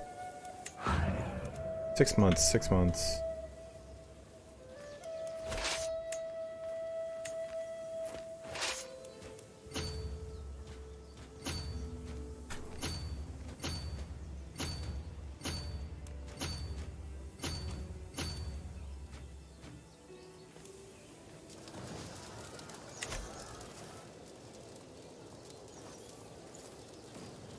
He's in 1066? I think his son is.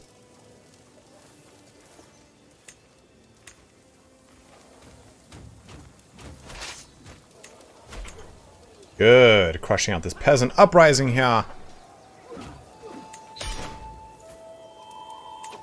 And just like that, we have quelled the lands.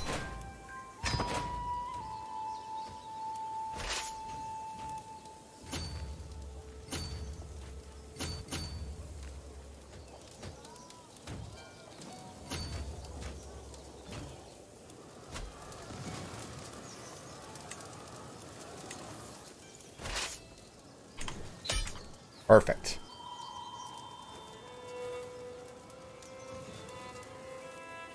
Perrin, thank you very much, Kevin. Couldn't think of his name.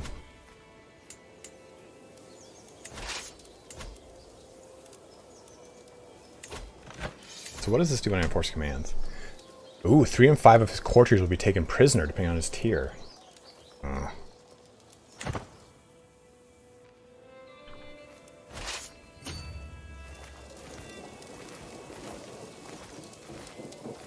Yeah, it's not the same Vladimir. That guy's in the 900s, I believe. Vladimir the First is who you're thinking of.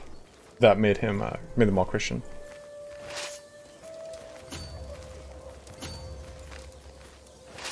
We should just enforce demands. No reason to no reason to prolong that. I just wanted to 988. Thank you very much, Alex. Isn't Veles the Slavic version of Loki? It's supposed to be, I believe, right?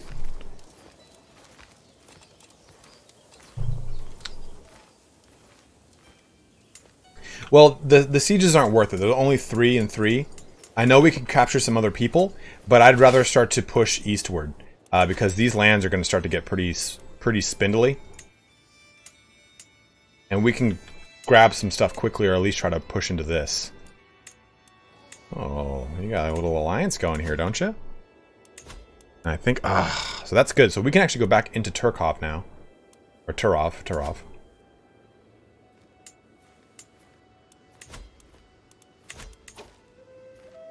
Ooh, a competent commander, eh? Yeah, he's okay.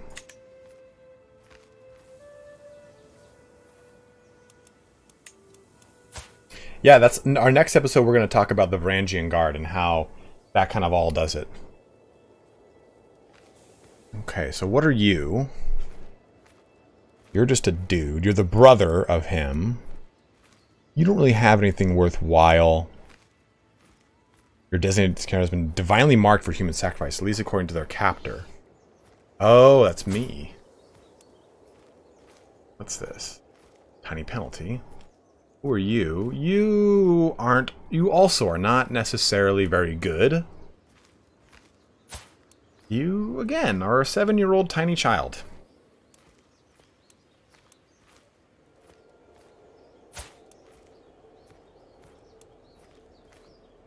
I mean, this guy is at least a better...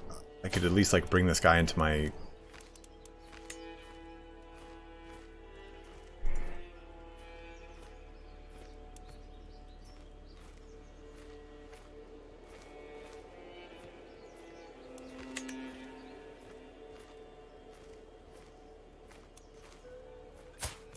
I mean, none of these are really necessarily worthwhile. I could at least ransom him. Might as well ransom the boy off. Because there's no reason to really do anything with him. Ronnie, you're so bloodthirsty, bro. This guy, I think, definitely probably kill. Oh! You murdered a dwarf. That's kind of tragic, right? You just execute his brother.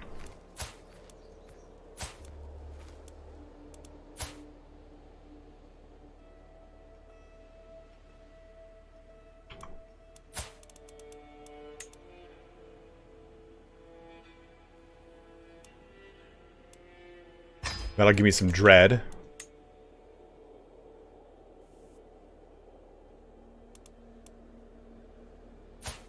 They are divinely marked for sacrifice indeed. And this guy kind of scares me.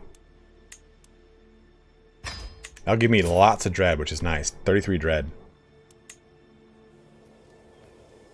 No, I'm all good, Eddie. Thank you, though, for checking.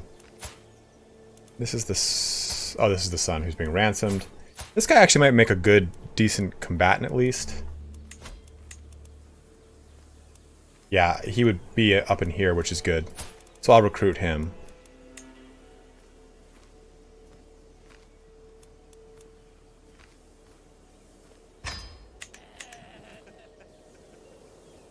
And I can use these dudes to help me out this little quick victory.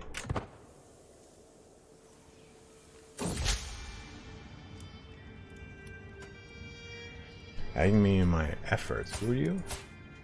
How hard to find someone I can truly rely on these days, huh? Jarl Bjorn becomes your friend. I can handle High Chieftain. He has just offered himself to help me again. Help me gain High Chieftain Dwarv's trust.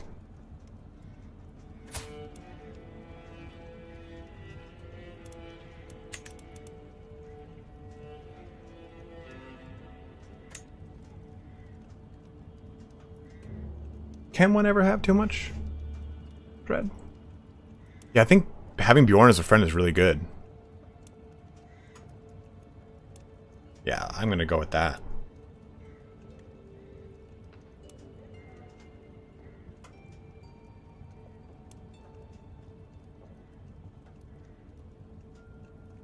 Nato, it's not terrible, because they can get landed and have more kids and increase the living members of your dynasty.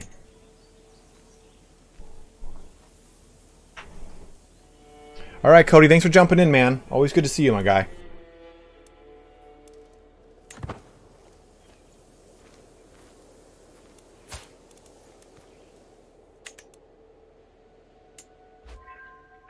Your uncle and friend. Oh. I didn't know that happened. Okay, so I spend piety to release them.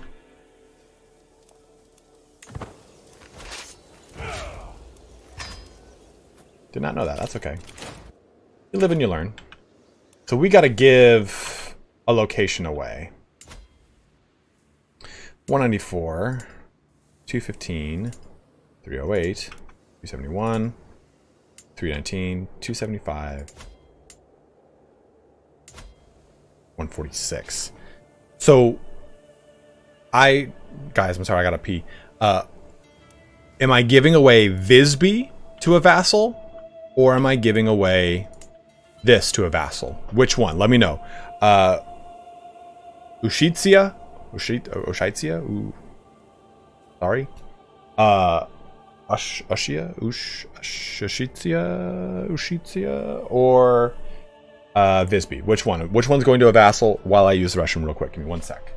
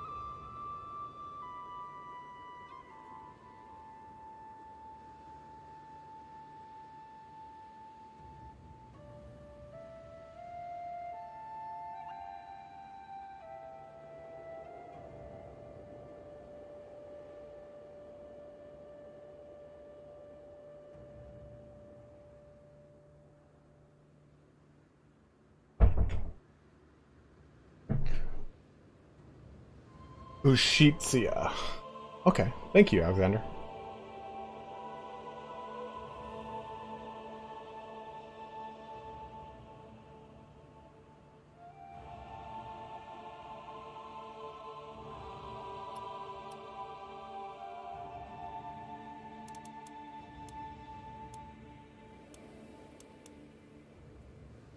I don't know what the Visby building is. So maybe we hold on to it so that we can check that out. Yorm Vikings, that sounds sick.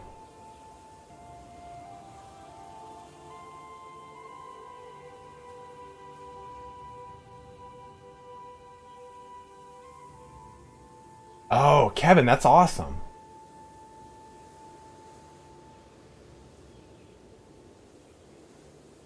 Alex, I have not. I've always wanted to. That is really cool.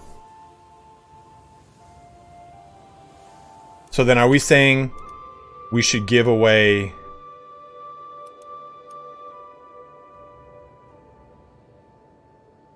Dude, Kevin, that's sick. So then I think we give away Ushitsia? Ushitsia? Mama could.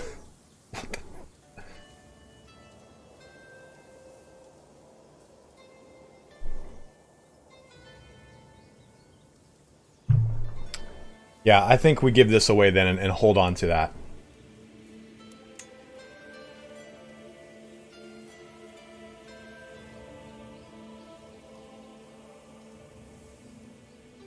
Unless you want to make Visby your capital, I wouldn't bother keeping it.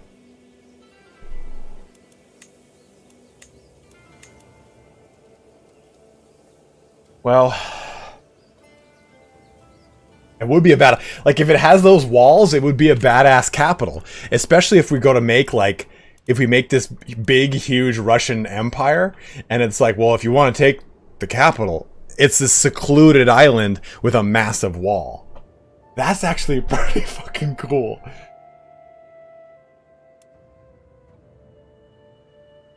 It is a very... Like, I would want to historically keep the KIEVAN Rus capital as Kiev. But I don't mind moving it around as we build the nation.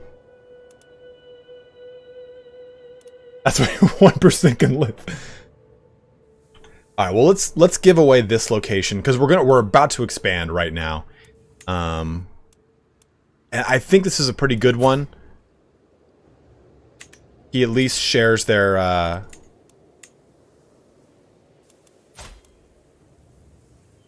he's humble, patient, and content, so he's not gonna hate me. And I think he matches up with their everything. I don't know, Grutzal, we're gonna find that out.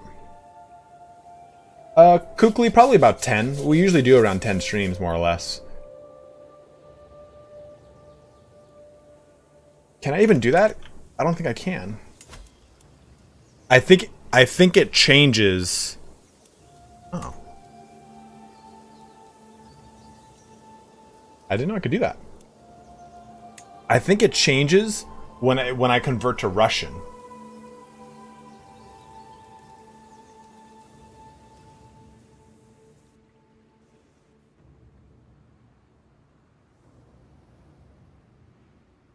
Because this changed, but he's still Norse. Interesting how that changed.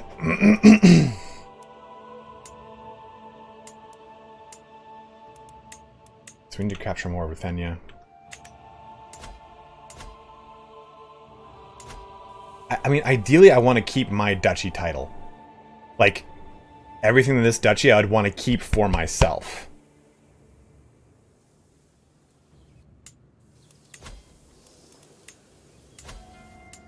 Maybe we do this really quick war, and then we decide how we're going to do this.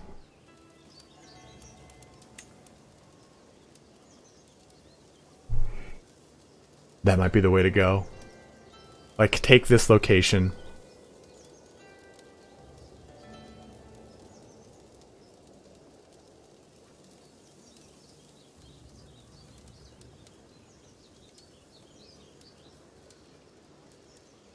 Alex, the reason we haven't converted to the local culture is because we lose longboats, so we can't use the river system anymore.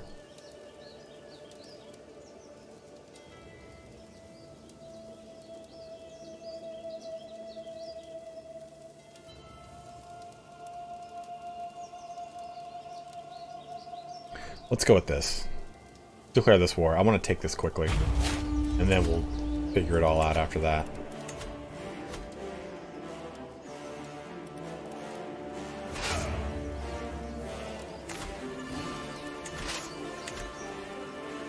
Are you sick? Why is everyone in my fucking realm sick?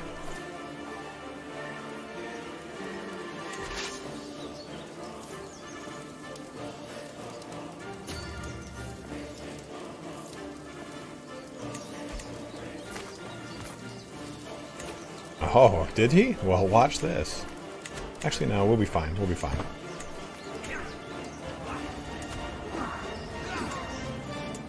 What's going on? Why can't I see that fight?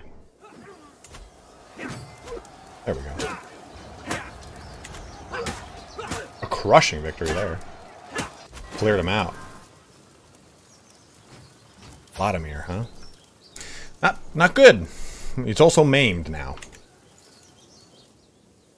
What's the border update glitch?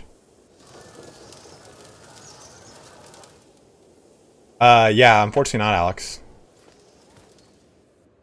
Maybe they are if, yeah, it looks like 11... yeah, not right now. I'd have to do that to try and get it.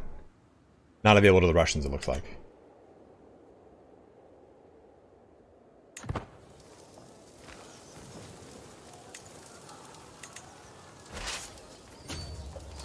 Isn't that a river crossing? Yeah, it's a river crossing. Social manipulation. I haven't even gave it a moment's thought, but my spy master has grown bolder. Her challenges no longer pass unnoticed at the council table. She is testing my limits. The others are sure to follow, unless I give her a taste of my own medicine. Oh, shit.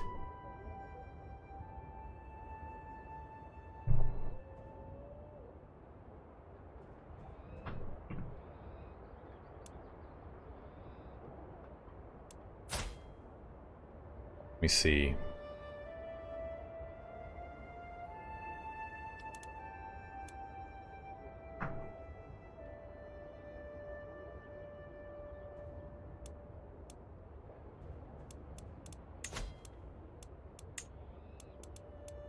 My wife sick too? Everyone's sick right now, man. Jesus Christ. Okay, so let's see here. You guess Anastasia is conscientious, or at least wants people to think well of her. So she is temperate. Oh god, she's temperate and fickle, which sucks. And she's vengeful. Is slow to forget a slight or someone who does her wrong. According to Anastasia, it's best to enjoy things in moderation, and her mind more often than not making her hard to predict. Yes, Anastasia has often been objectified due to her appearance. What is she? Usually that, like, gaunt means that she's spindly, but it appears not. A subtle threat. You guess Anastasia is cowardly or wants to keep the peace. So I don't think it's that. She's a content antagonist. Is often objectified due to her appearance. She has no appearance traits that I would notice. I think it's this one.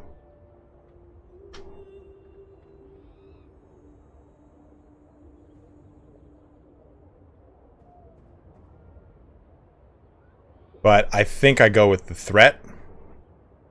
Because if this happens, if she outwits me, I lose 150 prestige.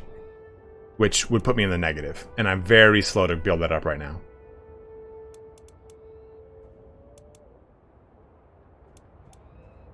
I'll get a little stressed. It's not too terrible. I do have a good amount of dread, but not the most.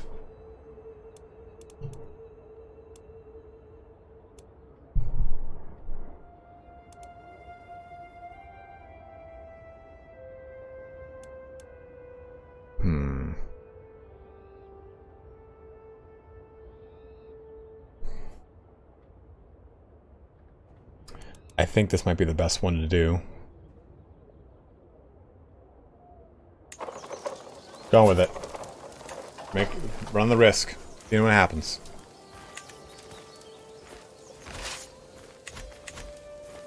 We can't, unfortunately. We did, Corny. We kind of went through them all. We did, Corny. We did, dude. I swear, man.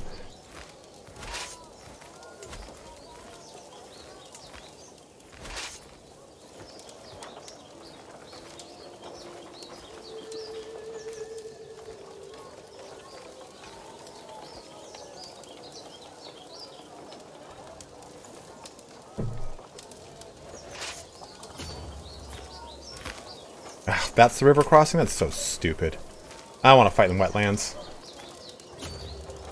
I thought that was river crossing because there's two there and there. Ugh.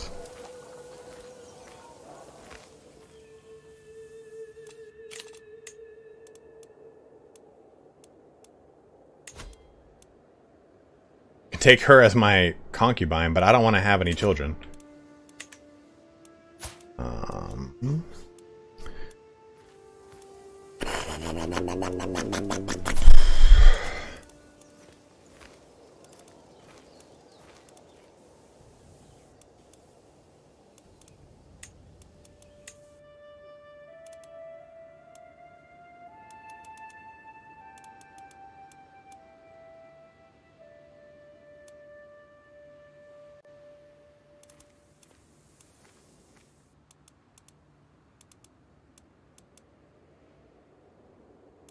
I know we do lose fame and not have enough concubines, but I don't want to jump into a bunch of shitty concubines.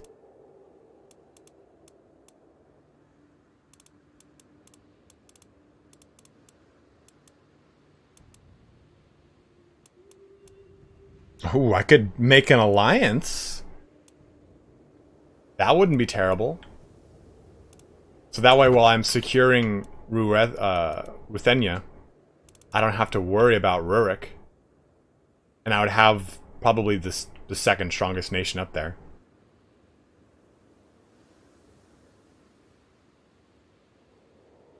No, I don't want to do that because I am a genius. This might be a really good situation.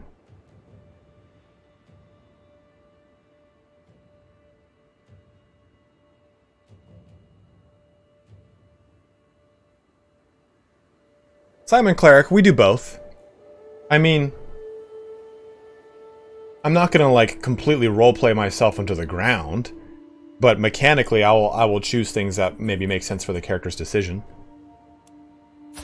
Ooh, ugly. Well, it's not going to my dynasty, so what do I care? What's up, Sioshi? How you doing, man?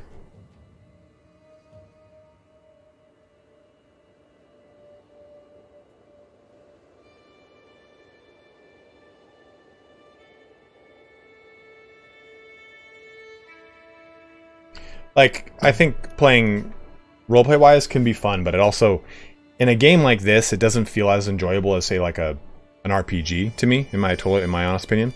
So I kind of feel like it kind of hinders playing the game.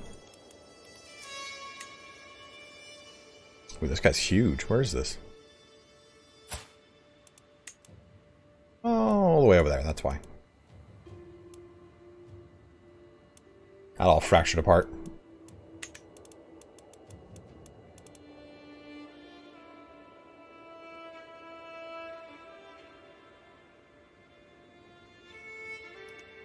This is my daughter.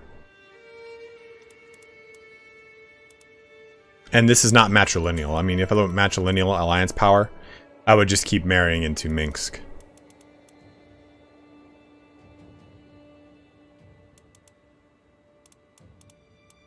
Way too far north. A little too east for me. Although they're not a bad location. Oh, they are inferior. Hold up.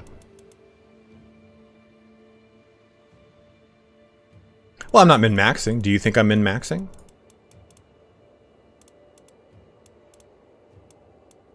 I'm just looking at what would be the best alliance for my nation.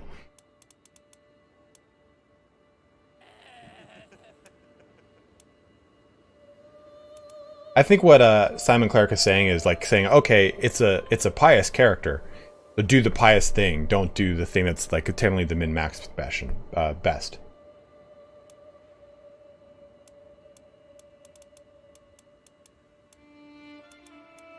don't know where this is. Where is this?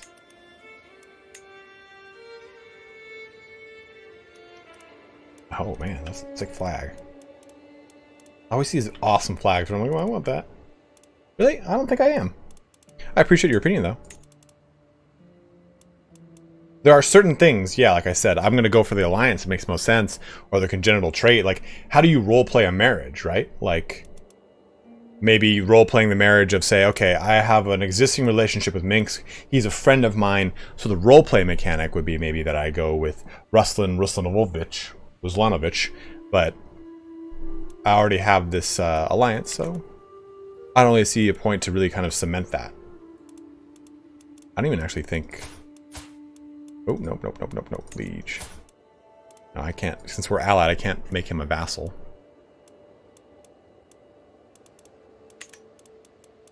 Damn, I don't know.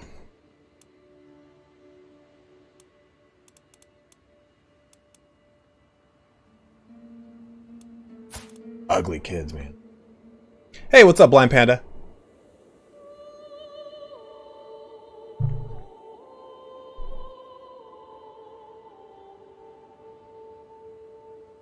No, absolutely. Simon, I did not take what you were saying as aggressive.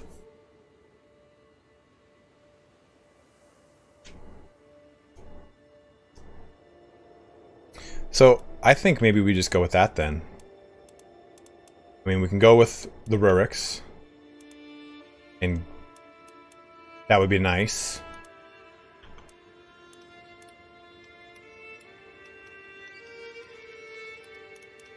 Where is it? Oh, over here, okay. Bullish. Heston? Heston's gone, brother.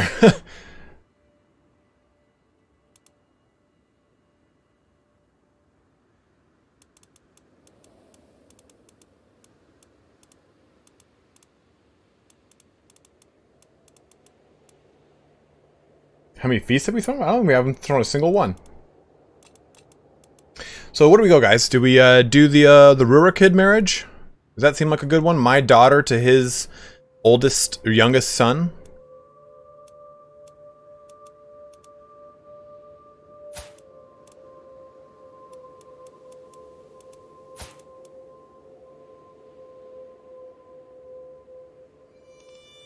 We have Minsk. I can matrilineally marry into Minsk. But we have an alliance through this.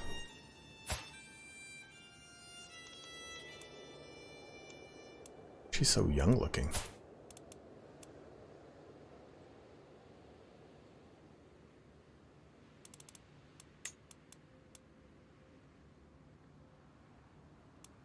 Yeah, let's go with it. Bjorn it is. They're both relatively young.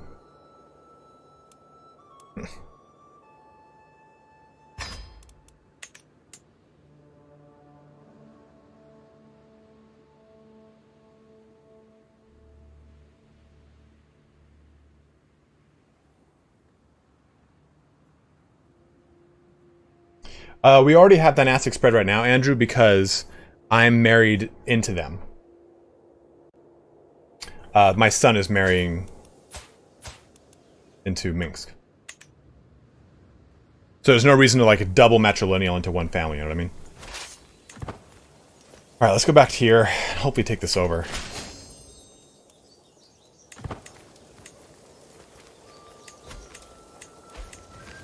Alright, now we just jump back onto them.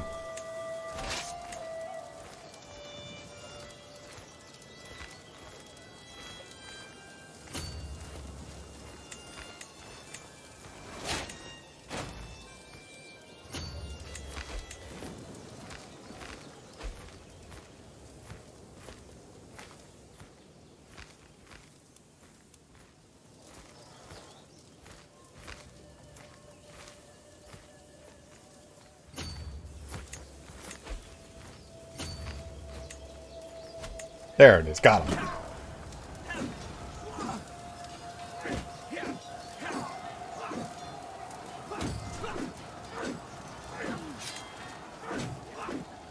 Good, good. Yes, wound him.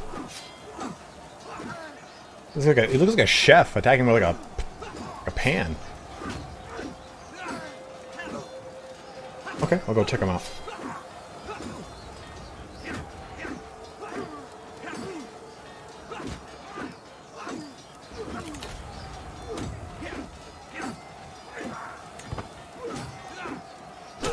Ooh, children receive one. Yeah. We gotta do that one. Nice. Nice. I just got a ton of little skills there. I like that. Alright, let's go back here. Take this out. Ganadori, I'm not sure.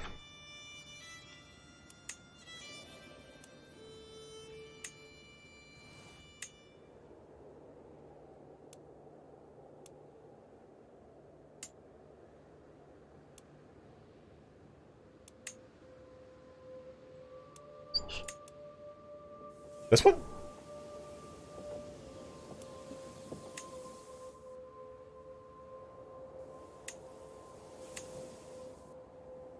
Looks like Zealand is part of this.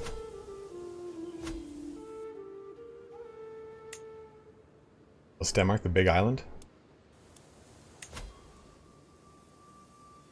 And yeah, that's part of well, it's not huge. Have a decent, not even have a good alliance. So yeah, I could go up here. But I don't think I want to. Radislav the Marshal. Where's my army? Where's it going? Where am I going?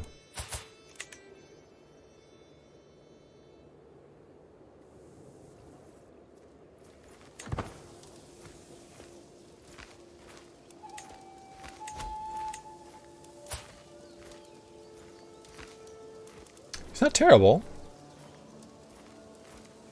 It's also not great. Yeah, it's a pretty cool place to conquer, but I mean, I think I'd rather, I would rather kind of stick with what I'm doing with Ruthenia. Harsh judgment. Following the death and sentence of a lowly thief, I asked my son and heir Halfdan what he thought. He responded that the sentence was far too harsh. He's just. I think just is pretty fine. Cynical. Listen to moderation, all things. Temperate. Temperate's pretty good, but I don't really want to get to my stressing breaking point. Just it is.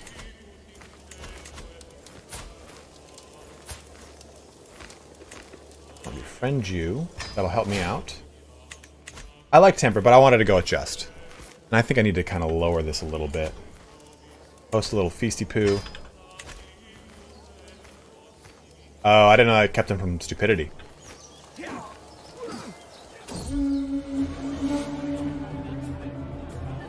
Guys are gathered. Goody good.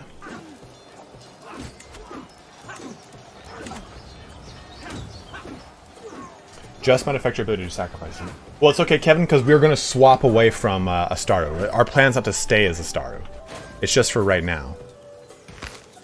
Oh, dude, we just killed the sun? That's not going to be good. Disaster strike. My lord, the wine. We cracked open the next barrel. It has gone bad. It has all gone bad. The feast is raging with still without a drink. We'll have to pitch in. We can do it. You gain fought thirst. Inspire your guess. I'm not trying to get stress from this, though. Although I'll get opinion. I lose 50.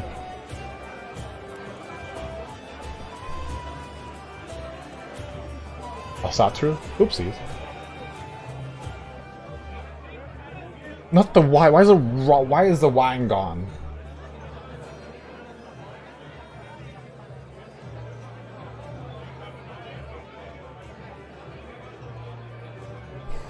Do you only get dynasty spread if you marry your daughters off into other houses? No, it's if you do it matrilineally. Anyone who's in your, whatever, 50 gold, get a lot of stress, fought thirst. Should have made mead. We'll go with this. Let's put in the 75. It'll be alright.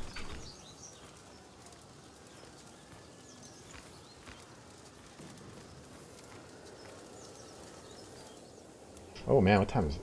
Damn, okay. So we are going to be ending our stream real soon here.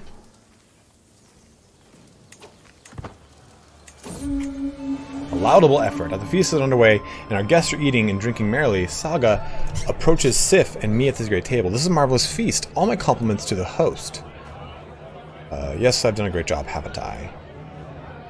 Household efforts. We do want to direct vassal opinion. If she's still 26, there's plenty of time to go pump out more kids. Yeah, we'll do that.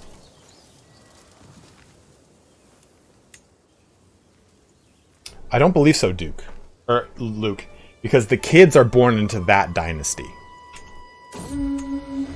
My guests depart. Until next time.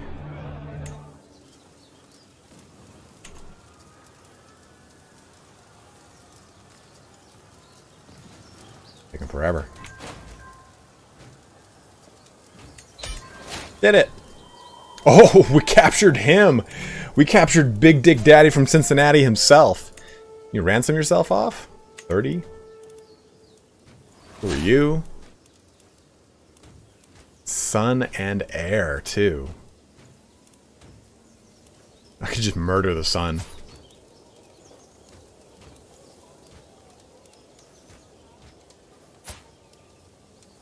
Another son.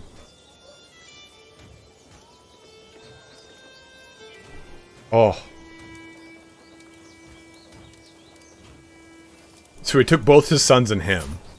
I could just...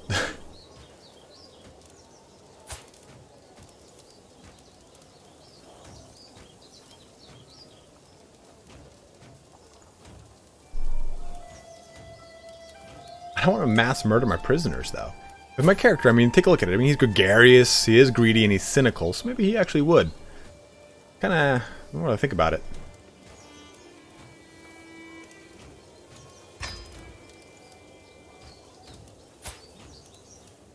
Make this guy just super pissed.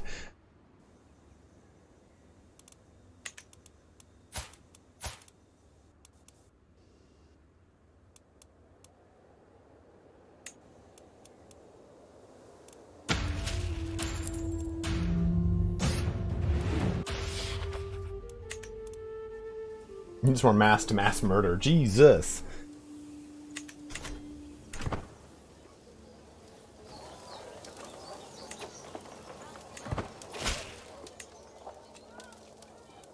Alright, so he has been released. I could release him? Bert? No. I was like, oh man, that's pretty fucked up. I ransom the son, at least. Or I could just kill him because, you know, that is the Viking way. You gain 20 dread. I gain 20. 100.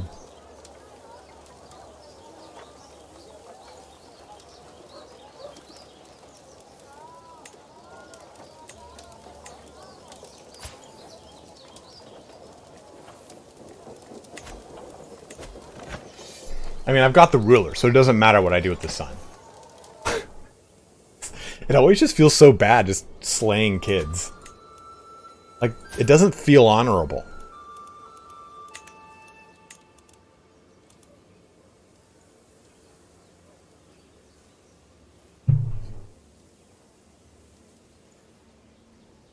We made the sun convert. The sun converted. You know, it would be interesting, though, if I could kill him and it's like, oh, this is a high chieftain. This is like a more,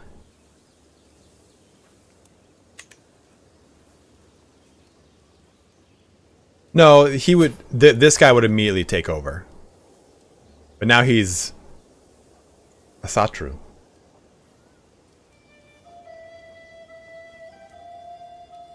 Eddie, you're so cruel. I don't know who takes over after that. Let me see. What's the line of succession?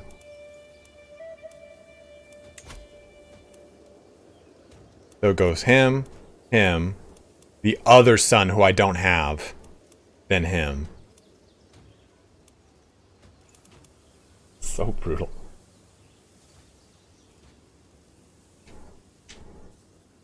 Can you have too much dread? Oh, is that true? Higher title people, so gains 100 piety. 100 piety. Huh. 25 piety. I see, I see, I see.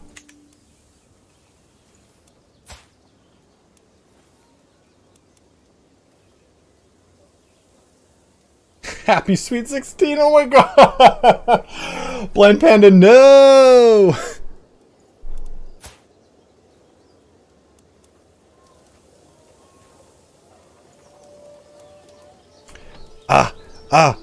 He's a treacherous villain though, you know?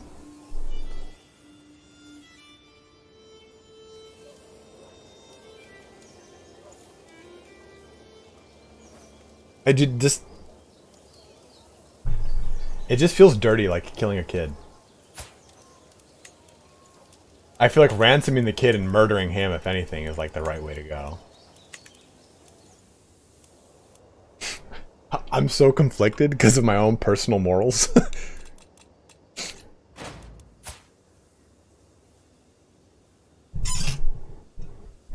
The son would take over, and if he takes over, does he convert this land? Immediately? Yeah, this guy would take over. I saw true.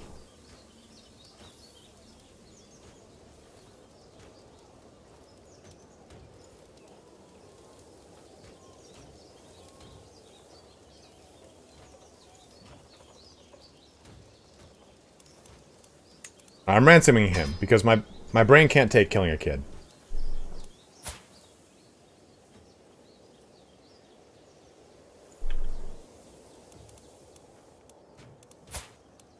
He kind of likes his dad, you know?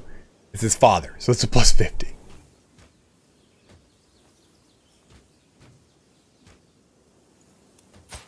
No, he's not a vassal.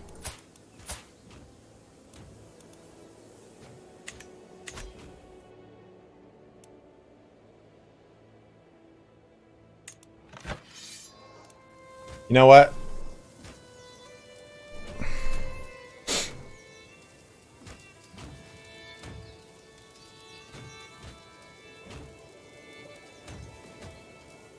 Inigo Montoya. Inigo Montoya, Kevin Beeler.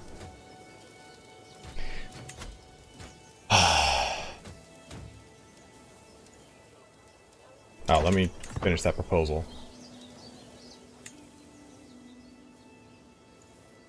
You know, Sean Campbell, so the actor who played Inigo Montoya, his dad died of cancer.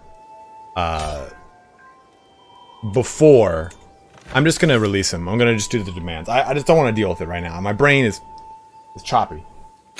We're going to do it. We have gathered, we have now captured Turkov, so I can actually make the,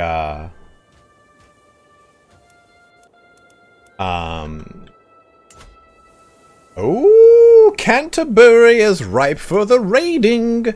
We can take both of these out next time. Oh, okay. But I can now make the duchy, and I can make this guy my vassal. And making the duchy is a pretty good idea, methinks. But that is a story for our next time. Mandy Patinkin, thank you very much. Yeah, Mandy Patinkin's dad died of cancer. And when he was doing that scene, he was saying, like, I felt like I was charged.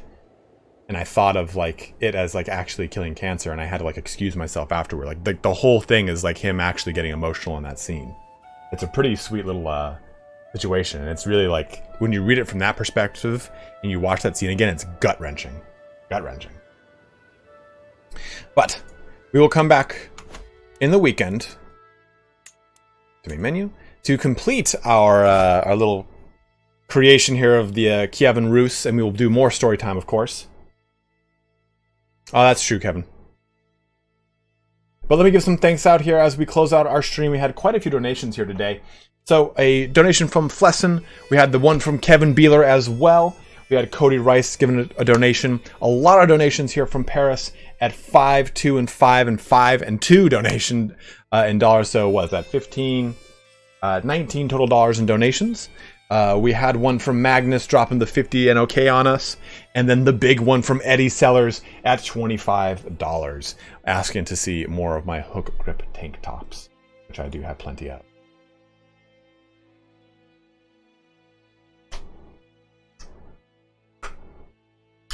Okay, mijita. I will test you. Que bonita. Mi amor. But yeah, guys, thank you so much for watching here today. I'm going to be working on a Valandian unit guide video right after I eat some lunch. So hopefully I'll have that up in the next day or two. And then we're going to be doing our Faith and Piety video for Crusader Kings 3. So I really don't know much more guides that we're going to be creating. I might do guides on how to start certain campaigns. Like, hey, if you want to play the Duke of Apulia, here's a guide to, you know, how to get started with that. I think that might be a really good set of guides to go into that are kind of my forte. I've done this a lot with Total War, and I think some people struggle with certain ones. Like, I know, for example, Apulia is one that people really...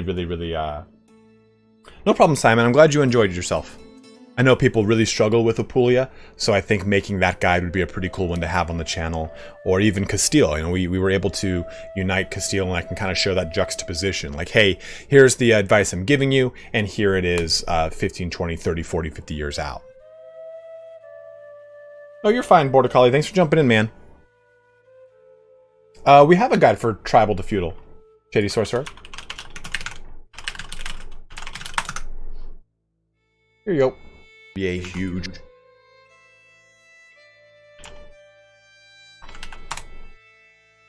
Eddie, I'm more than happy to do so.